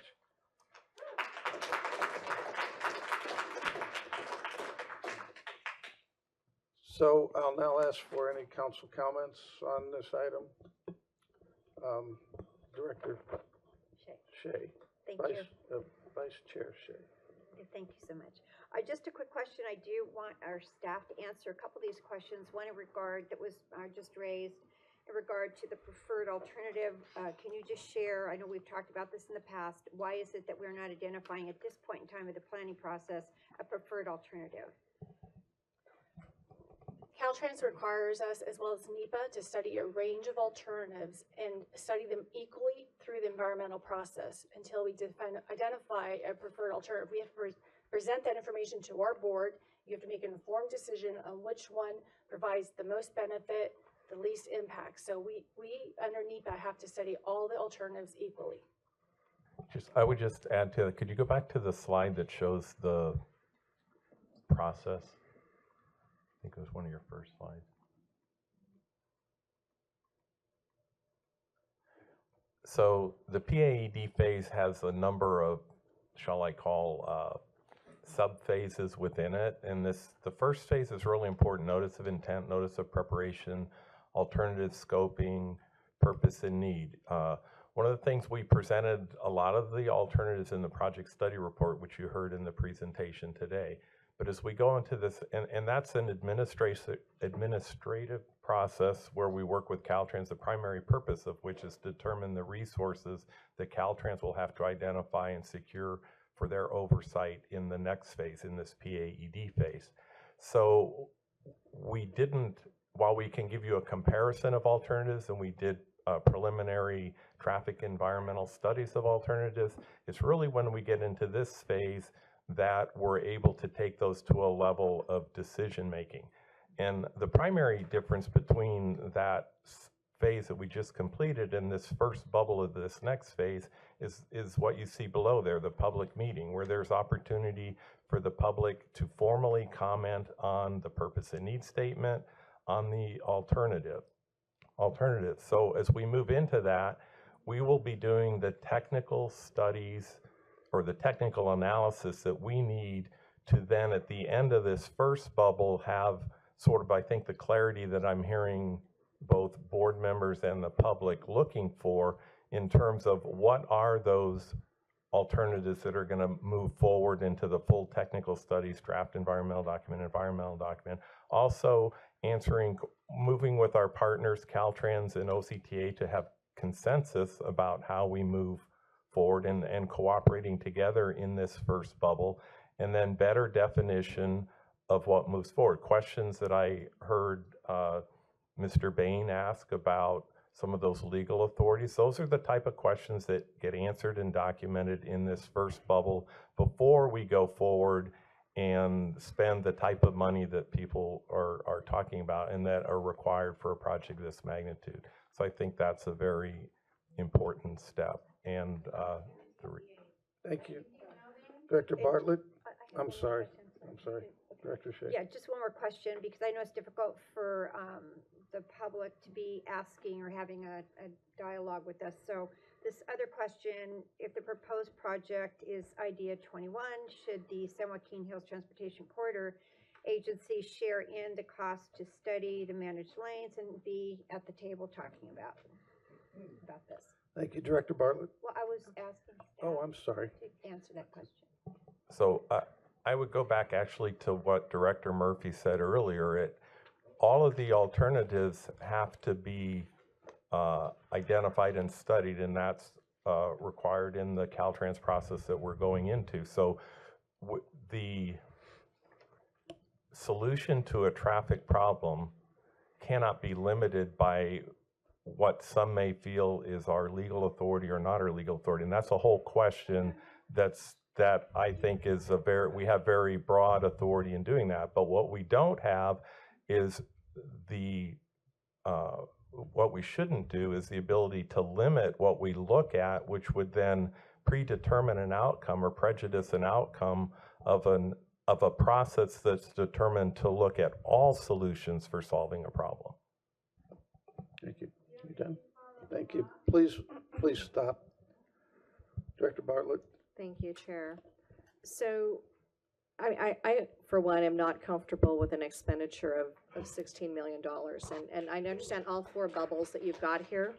We're looking at a collaborative process, of course, with TCA and OCTA. You've got the county, Rancho Mission Viejo. I mean, there's a lot of things within that potential footprint. And I know we have a lot of alternatives that are on the table right now. I, for one, don't think it's prudent to drag all the alternatives through all four phases, all four bubble phases. So in looking at the different alternatives, and also I've been working for a couple years at something at the county on a particular alignment for Los Patrones connecting in and ending at La Pata. And so I'd like to indicate that that'll probably be dropped into this scoping phase at some point for consideration. We have to look at options that are going to be feasible for moving forward. So I think for this scoping phase and working through the different alternatives that you've got right now, I think it's important to scale down with the stakeholders and with the public on things that are truly not feasible for one reason or another. I mean, it's very expensive when you talk about looking at all the options and dragging them all the way through all four bubbles. So what I'm going to recommend, and I understand what the staff recommendation is here, I would like to recommend that we extend the term of the contract with LSA for a period of the 5 years and extend the term of the contract with Fair and Peers for 5 years. They're both outstanding firms. They do great work. But that being said, to authorize CEO to execute Amendment 14 to the contract with LSA for the appropriate services with an amount not to exceed $3 million. So I'm scaling back the dollar amounts. So not to exceed $3 million, and then CEO to execute task order with Fair and Peers for the related activities in the scoping phase, not to exceed $2 million. So a total of $5 million, not $16 million. And then not approve anything right now with regard to, I know we normally have a contingency of X, but not any contingency. So if you run short, you'd have to come back to the board for approval on any additional dollars. But I think it's important to also note that, so as part of a motion, I would also include that at the conclusion of the NOI, NOP alternative scoping phase, that the TCA staff would return to the board with a reduced number of alternatives for evaluation as part of the following technical studies phase. So you're going to look at, with all the stakeholders, you're going to look at all the options, but coming out of that first bubble scoping phase, you're going to have reduced alternatives going into technical. Because from a cost perspective and just what makes sense, it doesn't make sense to include all these options, many of which may not be feasible, and drag them through all 4 bubbles. So in addition to that, after the alternative scoping phase, for CEO to return to the Board of Directors at the conclusion of the NOI-NOP alternative scoping phase for authorization to move forward with additional scope. So after the scoping phase, we don't just automatically proceed to the next bubble. It's got to come back to the board. The board's got to approve the scope for the technical studies, what's going to be studied as far as alternatives, and to provide additional budget. So the board is in the driver's seat there. We're not just, having a broad brush and approving all 4 of the phases with dollar amounts assigned and alternative options at this point. So a lot has to be really addressed and fleshed out during this alternative scoping phase. It's very important for the public to weigh in, and all of the other stakeholders with OCTA, Caltrans, and the county, and Rancho Mission Viejo, if necessary. Thank you, Director. Is Do you have a that clear? second? Yeah, I think we've got it. Do we have a second to the motion? Let's go. Well, I'll give a second I for discussion. have a question if I'd like. Hold on, Could you- Director Voigt. Oh, wait, I'll make Hold a on, second. Director Shea, please. Well, you Director asked for a second. Spitzer was next. Oh, I'm sorry. I thought we were going to have a second and have a discussion. No. May I defer back to the chair? If Vice Chair Shea has something to say with respect to that issue, I can wait, no problem. Director Shea? Yes, thank you. I appreciate that. I want to second it for discussion, but I did have your proposal in front of me, but it's different what you've just said now than what I have in front of me. So, well, it's her emotion. Well, I had consolidated some of the the staff recommendation just to make the key points, but do you want me to read it in its entirety, or do you want our general counsel to read it? Is there a note on the proposal that Director Shea has? Do you have the proposal, the motion that she just made? Do we have that in writing? Well, I would like to defer to her to read it because you got it started a motion and then you got a narrative. I have notes and all over the pages, so I'd be happy to read it in its entirety if you'd like me to do that at this point. I'd be happy to do that. Yeah, It may because take a it's hard while. to make a second when there was Okay. narrative and then comments. So that'd be Okay, great. so why don't I read it in its entirety?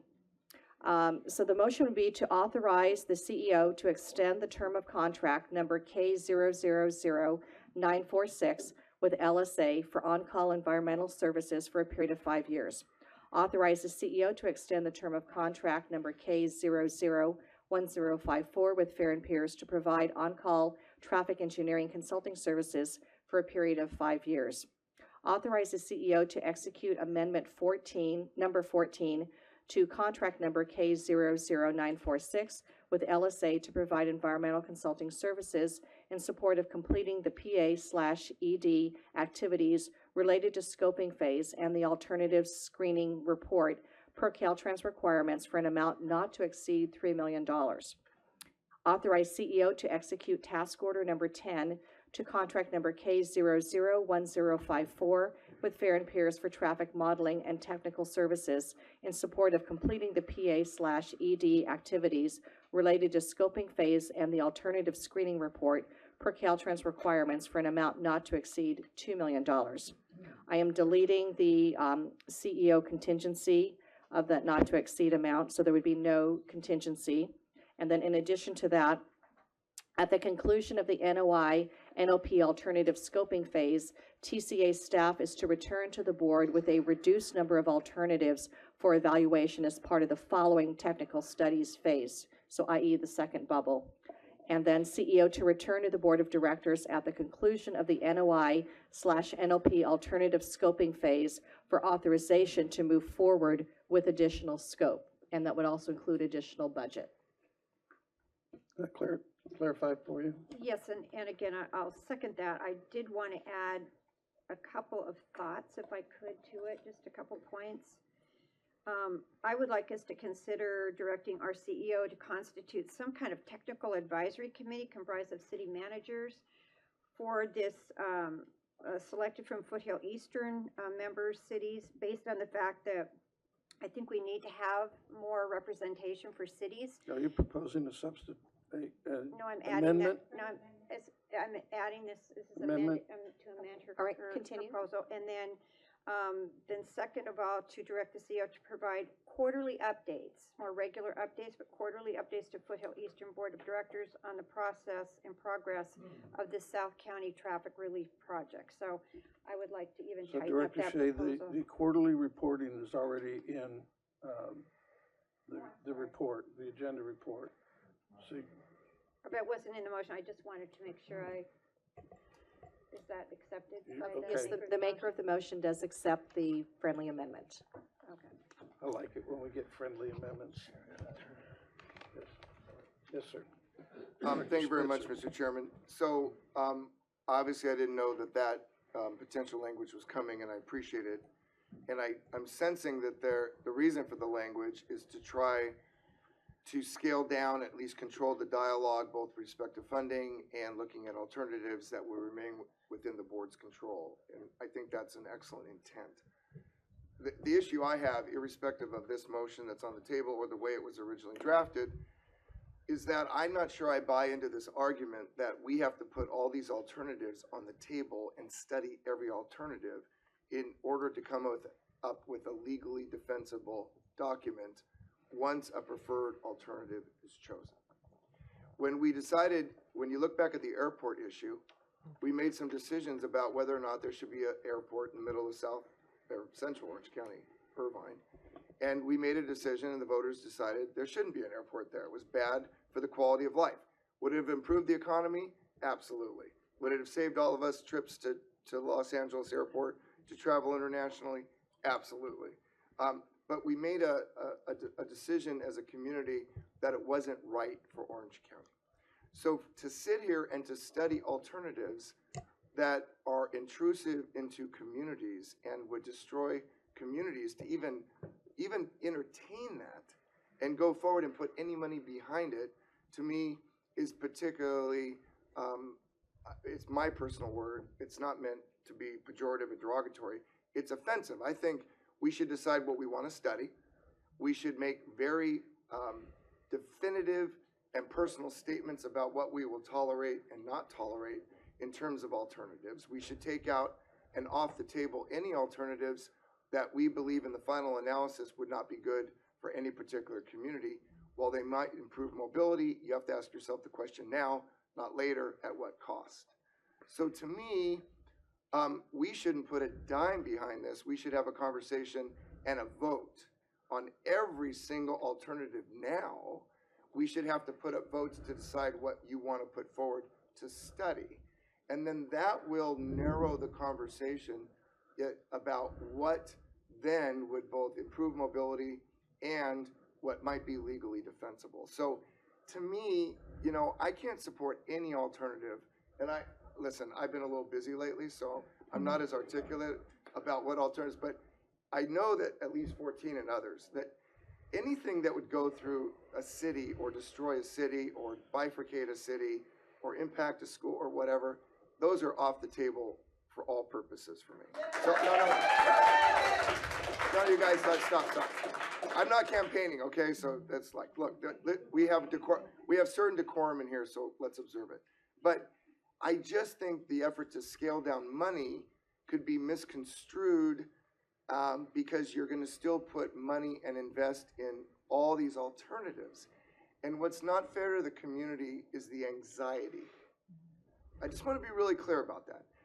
You have people who are fighting for their property values, quality of life, and this is exactly, I feel, reminiscent of, like Christina, you would understand this as well as anybody because we were in the trenches together on this, about what that would mean for people. So it's not that I don't appreciate the motion, I just think that the motion doesn't get to the heart of the matter for me, which is we shouldn't spend a dime until we actually look at and actually have to raise our hand and vote on every single alternative and then decide whatever survives that process, then what would you want to put money behind and study? So with all due respect, I appreciate the sentiment of the motion and the second, but I can't support that because I think it's sending a potential signal to the community that somehow that's more responsible, and I think putting any money at all behind alternatives that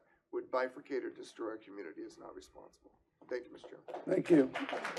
Director Voigt, did you have a question? No, I'd just like to, Director, where are we in the process, and what are we trying to do? Final environmental document is what we're going in the process of completing, correct?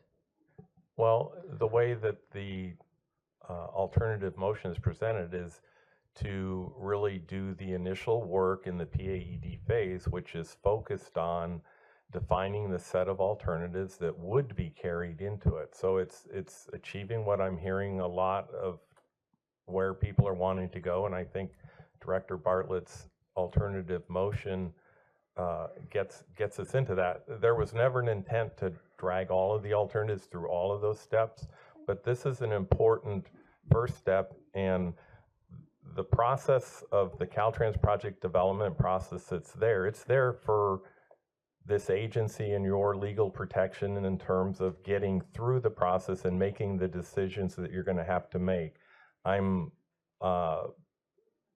But that's, I think, the way that we've framed it here with the alternative motion of NOI, NOP, alternative scoping, purpose, and need discussion with the public input that comes in that phase gets us to exactly where we need to be to come back with the alternatives that then will move forward. So I think the way it's framed right now achieves exactly what the intent that I've heard articulated. So in the process, that will get us to the final document of environmental, and then? No, that will get us to the definition of the alternatives that, based on that first phase studies, are then, because where we're at now, we haven't compared a purpose and need against alternatives. It's been a broader definition of those projects or those ideas that have potential for improving traffic. This really requires us to define the problem and define the solutions that solve the problem that we've defined.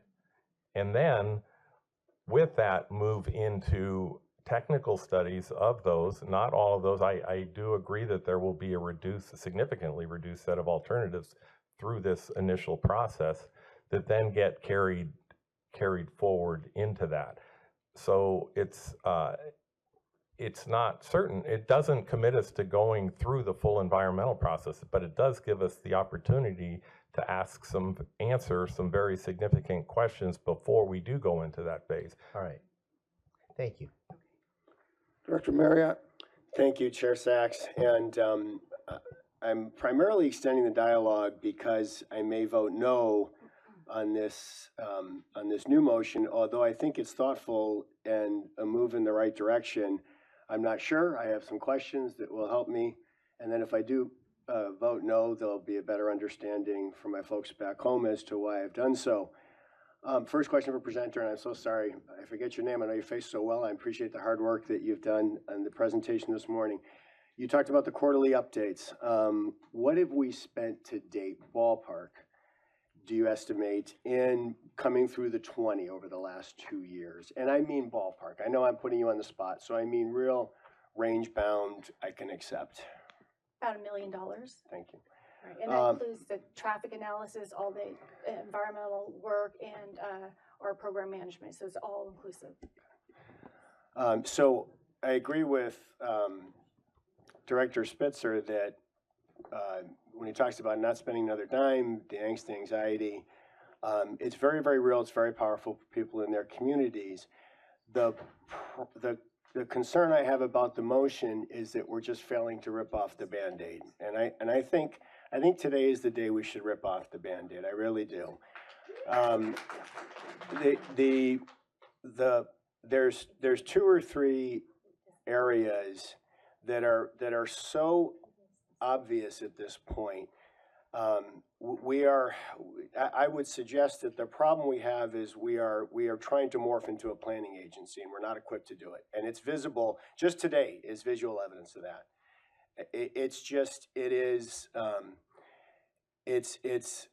We should have come to this meeting out of strategic planning committee, like-minded, coordinated, with thoughtful analysis of routes to date and answers to questions the public have been asking for a long time, and we're not. And I think the fundamental problem is we're trying to morph into a planning agency. And then we get the letter from the chair of, according to him, the widely acknowledged planning agency, and I'm perplexed by it. I appreciate CEO Craman's attempts to, put it in neutral with him, but what my sense of that is, CEO Craman, is that we took his letter and we kind of said, you don't need to be worried just yet. And this is very, very similar to my field. It's amazing, the parallels, really. We're the brass section trying to be the orchestra leader, and this is the confusion it leads to, and it's going to overlap projects and studies, and it's going to waste taxpayer money. And to Director Spitzer's point, when we're spending money, we're spending money that we should be judicial. He's come through the dark days. I didn't. I just came to this 2 years ago. But I think whenever we talk about questionable spending, we should view it as taxpayer money, not tollpayer money. And the reason I say that is the maintenance has been paid for years. It's in the hundreds of millions. It includes 5 bridges in San Francisco that had to get thrown in to get the bill passed back in the 80s. And that's hundreds of millions of dollars. And our taxpayers are still paying it through the state highway fund, through their gas taxes. So whenever we look at questionable spending, and this dialogue is indicative of the undeniable fact that this is at the very least spending that's giving people angst in a process that's giving people angst. So I would lump it in that category. It is certainly discretionary spending for an agency that was tasked with getting the 241 to the 5 south of San Clemente, and nothing more, at least to this date, by any authority that's broadly legislated that I'm familiar with. But I want to give you an opportunity to clarify. So in Chairman Johnson's letter, he says a few things, and I would just like to see how far off base we are with the collaboration. And maybe we're not off base at all, because you often educate me on things, Mike, that I'm grateful for and speak to your experience. But he says the Orange County Transportation Authority believes the TCA staff recommendation is premature given the outstanding issues that we have been raising for more than a year. My question is, what are those issues? Because you don't address them in your response to him. I think the issues that I'm hoping to resolve are ones that we're hoping that through the preliminary process leading up to this, that we'd be able to provide some of the clarity to the alternatives and the purpose and need of the project, and reduce the number of alternatives that we're studying. The concern that OCTA has had is that we're carrying too many alternatives.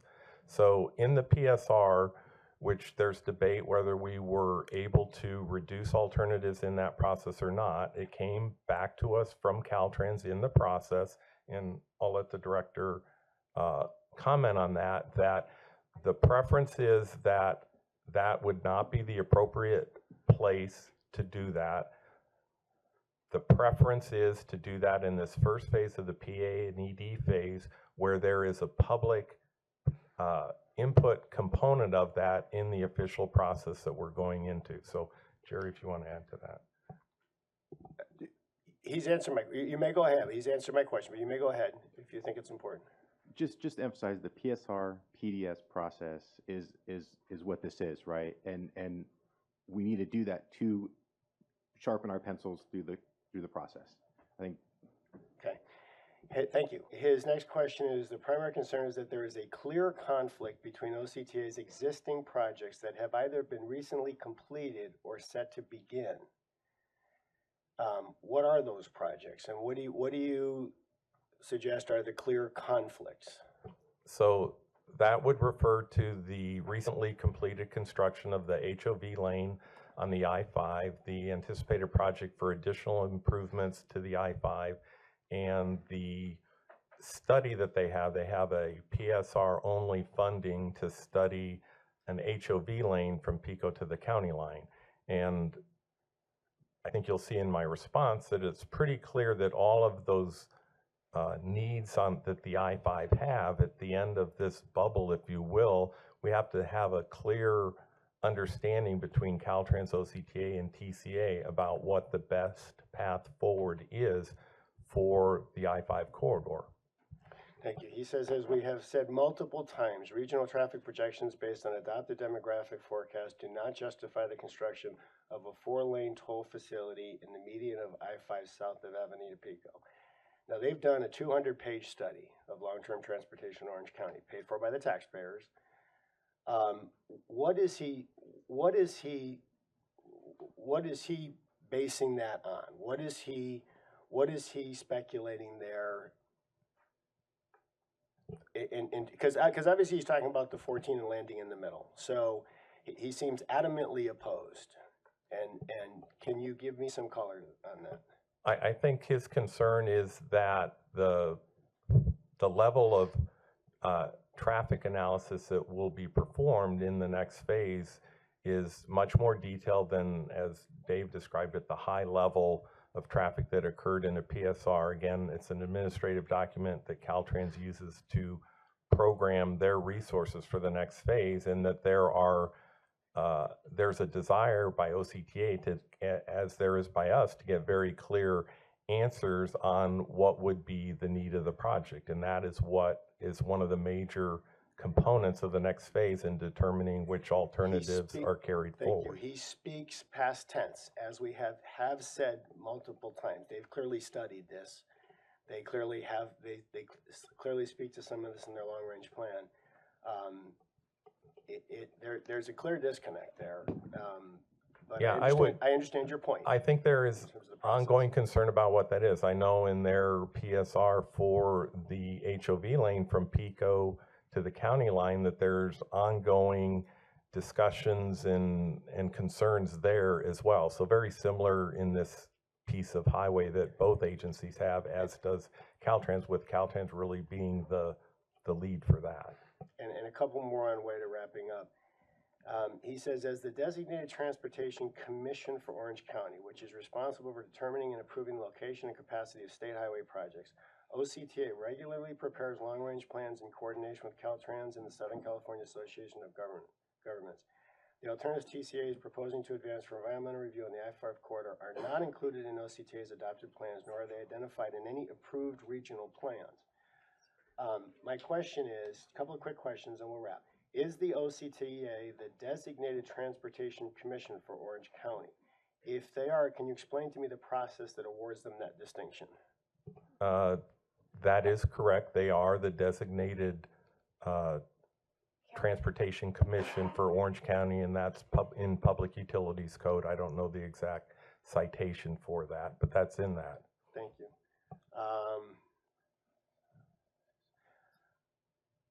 I'm good on my questions. Thank you. I appreciate you and illuminating that a little bit. For my purpose, and this goes back to ripping the Band-Aid off, may I ask, what, the process that has been alluded to in terms of trying to get more clarity, are we out of money to do it? Are our consultants at the end of their string? Our contracts are expiring, and so we need to. When are our contracts expiring? December 31st of this year. So we need to extend the term, and then we need to authorize contract authority to have them complete this work. And again, this, based on the substitute motion, would be limited just to doing the alternatives analysis and the scoping, which would be 2 reports would come back to the board to narrow down the alternatives for consideration. So you would have that information before spending additional dollars on the detailed technical studies. I'm sorry, can you repeat that, the last part? The first phase would come to the board as a scoping report and alternative screening report. So before spending additional dollars to do technical studies on all the alternatives, the board would have an opportunity to look at the reduced set of alternatives that would be evaluated through the detailed technical studies. For $3 to $5 million? Well, we'd have to come to the board, but right now we need $5 million to do the scoping and alternatives screening report. I have to come back to ripping the Band-Aid off because this is what happens when the brass section tries to be the orchestra leader. I mean, and we are the brass section. I mean, we're the sexy. We can put bonds in the marketplace, and Wall Street will suck them up without any equity because of the connection to the state and the fact that we're a quasi-agency, quasi-governmental agency. Although we didn't use a nickel of it, I'm sure Wall Street was comforted years ago when we got the federal loan guarantees. That's what gives us the power, but it also gives us the responsibility because we have the power to take people's homes, their churches, their businesses, to forever change their family legacies, their memories, their history. It's extremely powerful, and I think we're using that carelessly. And I've been watching it for 2 years, and it obviously there is threat to my community, but I would feel this way in my gut whether there was or not. This isn't prudent. Somewhere we have made a philosophical shift from needs-based, where you would rely on appropriate planning agencies. I mean, you should see the reports, the planning report that the TCA, the LCTA did, and the Southern California Regional Plan. They include all the modes of transportation. They take into account what the public has been saying for months about modes of transportation and automation and so forth. They're equipped to do it. We are not. And I feel that we're shifting from a needs base to a revenue base, and that's dangerous. AB 194 may give us the right to build other freeway lanes, but it requires that the primary pursuit can't be revenue. So even the hybrid becomes a question mark. I'm concerned that we haven't had either Mr. Johnson or anybody that would speak, I think, from his fifth suite, so to speak, in subcommittee. I'm concerned that we haven't really worked at some of the things that are now coming up in subcommittee. We have electeds that would have to play a role in tweaking legislation that have expressed adamant opposition. We can all be cynical and say, well, it's the silly season, but one of them was a former chair and has talked about dissolving the TCA. We can't ignore that. At the very least, they should be part of the planning process and part of those subcommittees, which to date have not been terribly productive in a typical institutional planning committee sense way. And there is a point where the responsibility rests with the board. And this is one of these moments. It really does. It really is. This is a big step, whether it's 3 to 5 million or 16 million, because you can double the numbers. We know that. And I'm not being cynical. It's just a fact. When it comes to government work, you can double the numbers, roughly. I mean, we've seen it in our own situation where we're roughly double the debt load of what it costs to build the roads. And that's nobody's fault. That's just a byproduct of government work. But it does mean that we can think we've got cash to burn, but I assure you we do not. And we have been tremendously benefited by historically low interest rates for a sustained period of time and a mini economic explosion, especially amongst the upper middle class, which is willing to get on the toll roads.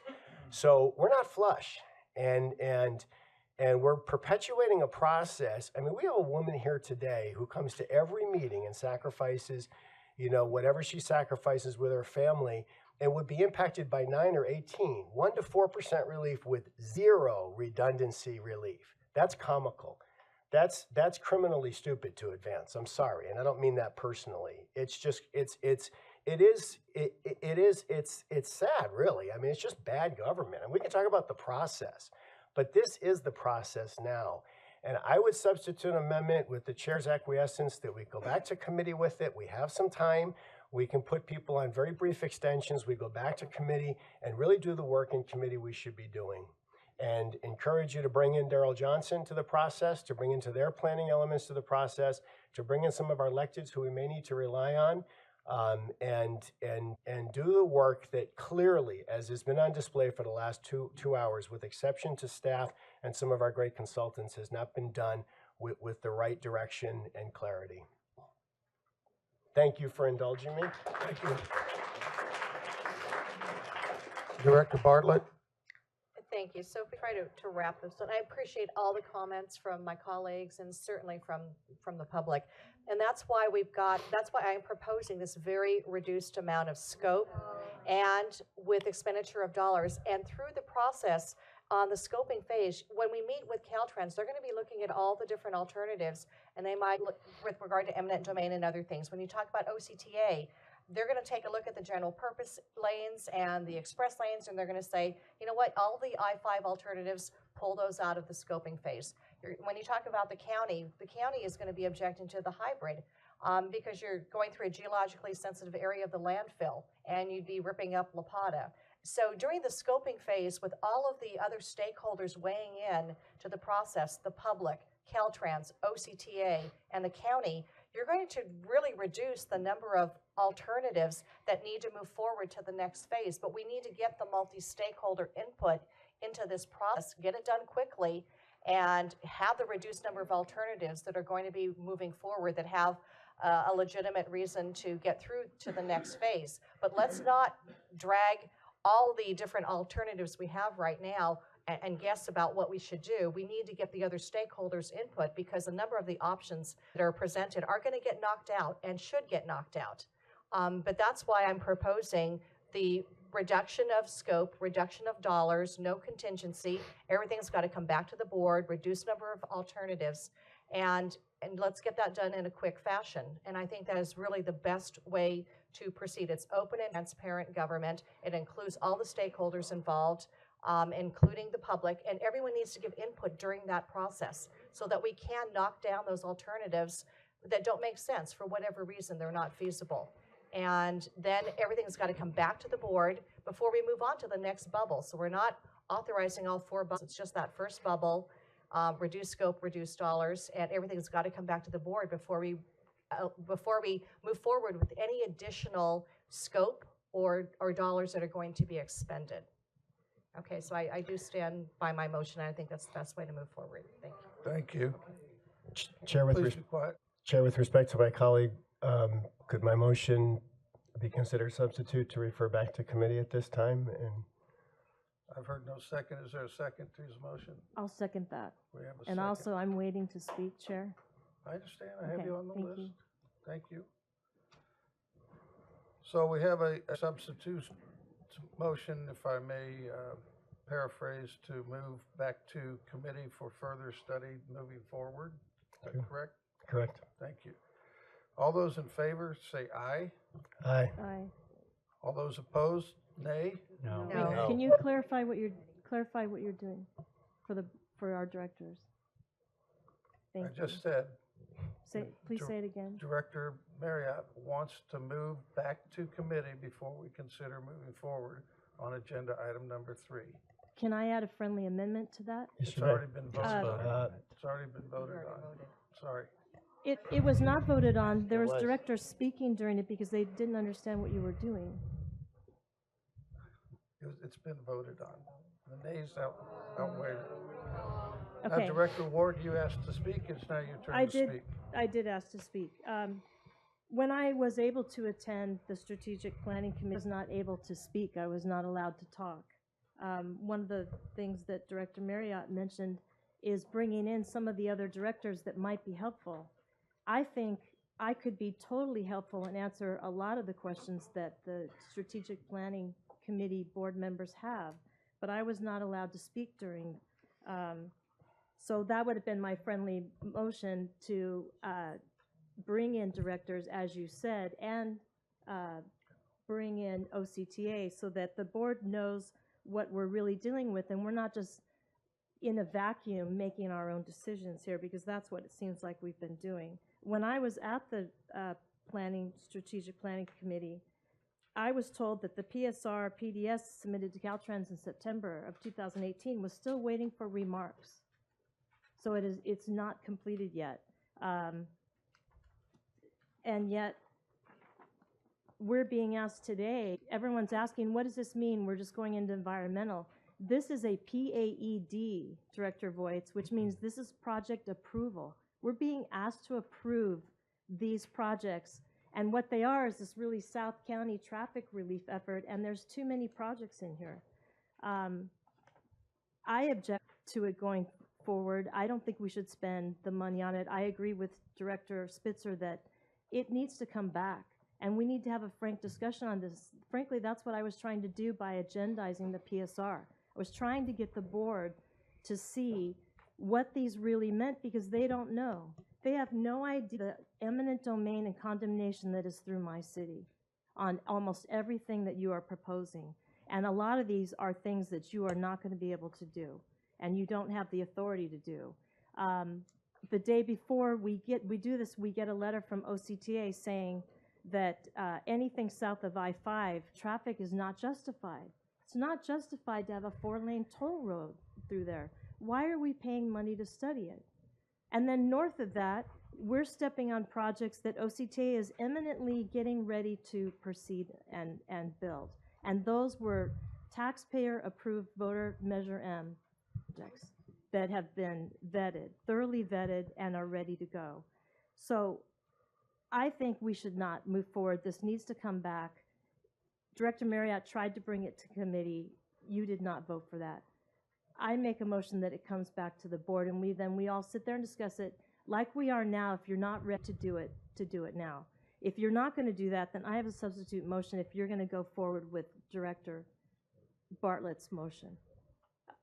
So let me just make the substitute motion now, because I don't have faith where this is going. The PSRP PDS should not have been released without a vote of the Foothill Board of Directors. That before its consideration, it should be revised to exclude or revise the following alternatives on the following grounds. The deletion of references to Interstate 5 in alternatives 11, 12, and 21, because under TCA screening criteria number 1, they are ideas that are already advanced or implemented or discarded as ineffective by other agencies and are outside the authority of TCA to study, design, or develop. And 2, would involve financial constraints due to high cost and economic disruption from the condemnation of private property to undertake them, as previously documented by TCA in its 2000 EIS-EIR on the South County Infrastructure Improvement Project. The deletion of alternatives 14, 13, and 17, because under TCA screening criteria number 1, they are ineffective in terms of their cost per time saved. Number 2, they duplicate more effective efforts already being advanced and implemented in the form of public highways through MPAW projects. And 3, they are premature in its measured terms of standard, objective project prioritization metrics. The deletion of all references to currently open and free segment of Los Patrones Parkway from Oso to Cow Camp Road, because it is a county-owned project that has already been advanced and implemented by the county.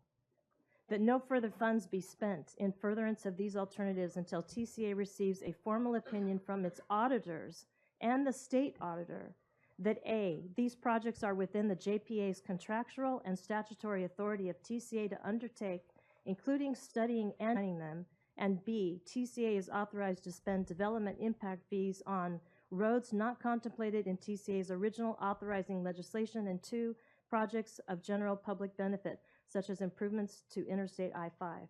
That would be my substitute motion. Thank you. Do I have a second? I would second that with a friendly amendment if accepted. Yes.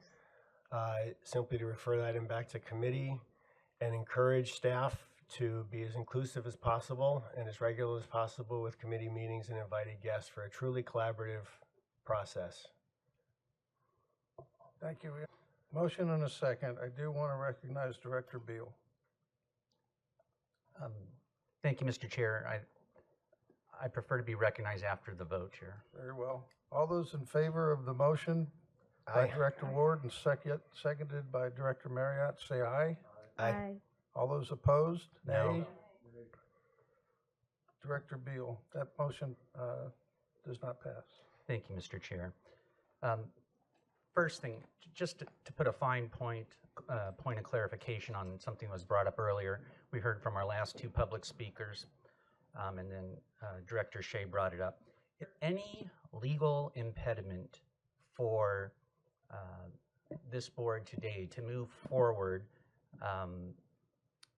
with the staff recommendation or Director Bartlett's modified version thereof, given the fact that we have not specified today a preferred alternative? No, there is not. So it's okay then to have multiple alternatives that would be studied? No Yes. legal impediment to doing so? None. Okay, thank you. That being said then, I want to say that I appreciate and I agree with the motion that was originally made by Dr. Bartlett here, which is in effect a scaled down version of the staff's recommendation. Because what it does is it's asking us to study and analyze a number of alternatives. And it goes to the heart of what this agency began 2 years ago, which is we reached out to the public to try and find out what are all the possible alternatives to increase mobility to help us achieve our mission. And that's a process that we've begun. We've expended a lot of time, resources, and money to further. And we come here today to move it to the next step so that we can get more detailed information, with the goal being then, not today, then after we get all of that analysis and information, looking at all these alternatives that we got from the public, this board, who is charged with making an informed decision, can make a fully informed decision. And so I have to agree with the direction that Director Bartlett brought up, and I have to disagree with Director Spitzer when he was suggesting that today we should be taking action to remove alternatives. I think we need to look at those, all of them that were brought to us by members of the public, to make a fully informed decision. And when I heard from Director Marriott that this is a flawed process, this is one of those moments where we just have to stop it, I think that's wrong. I think this board made a considered decision to start this process about 2 years ago, and we need to see it through and in good faith study all the alternatives. And at that time, after we've got that information back, that is the appropriate time when we start scaling back alternatives. I've been waiting patiently to get all the information to make a fully informed decision. I am not prepared to take any alternatives off of consideration based upon special interests or loud squeaky wheels. We need to, every project of a great magnitude is going to have people objecting to elements of it. And our duty as directors is to rise above the noise and do what is best for the community based upon the facts, science, and analysis. And therefore, I'm very supportive of the direction and the motion of Director Bartlett. Thank you.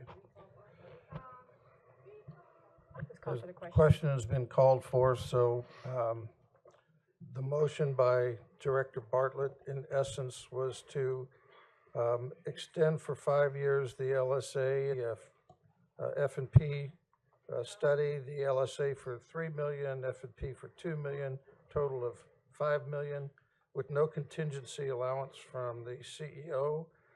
That at the conclusion of the NOI/NOP, that there will be a reduction in the options, and that the CEO comes to the board for further money and study as necessary after the conclusion to that. There was a friendly amendment that was seconded to the motion to add for a city manager committee to work with LSA and F&P. All those in favor signify by saying aye. Aye. Aye. Aye. All opposed? No. Thank you. The motion passed.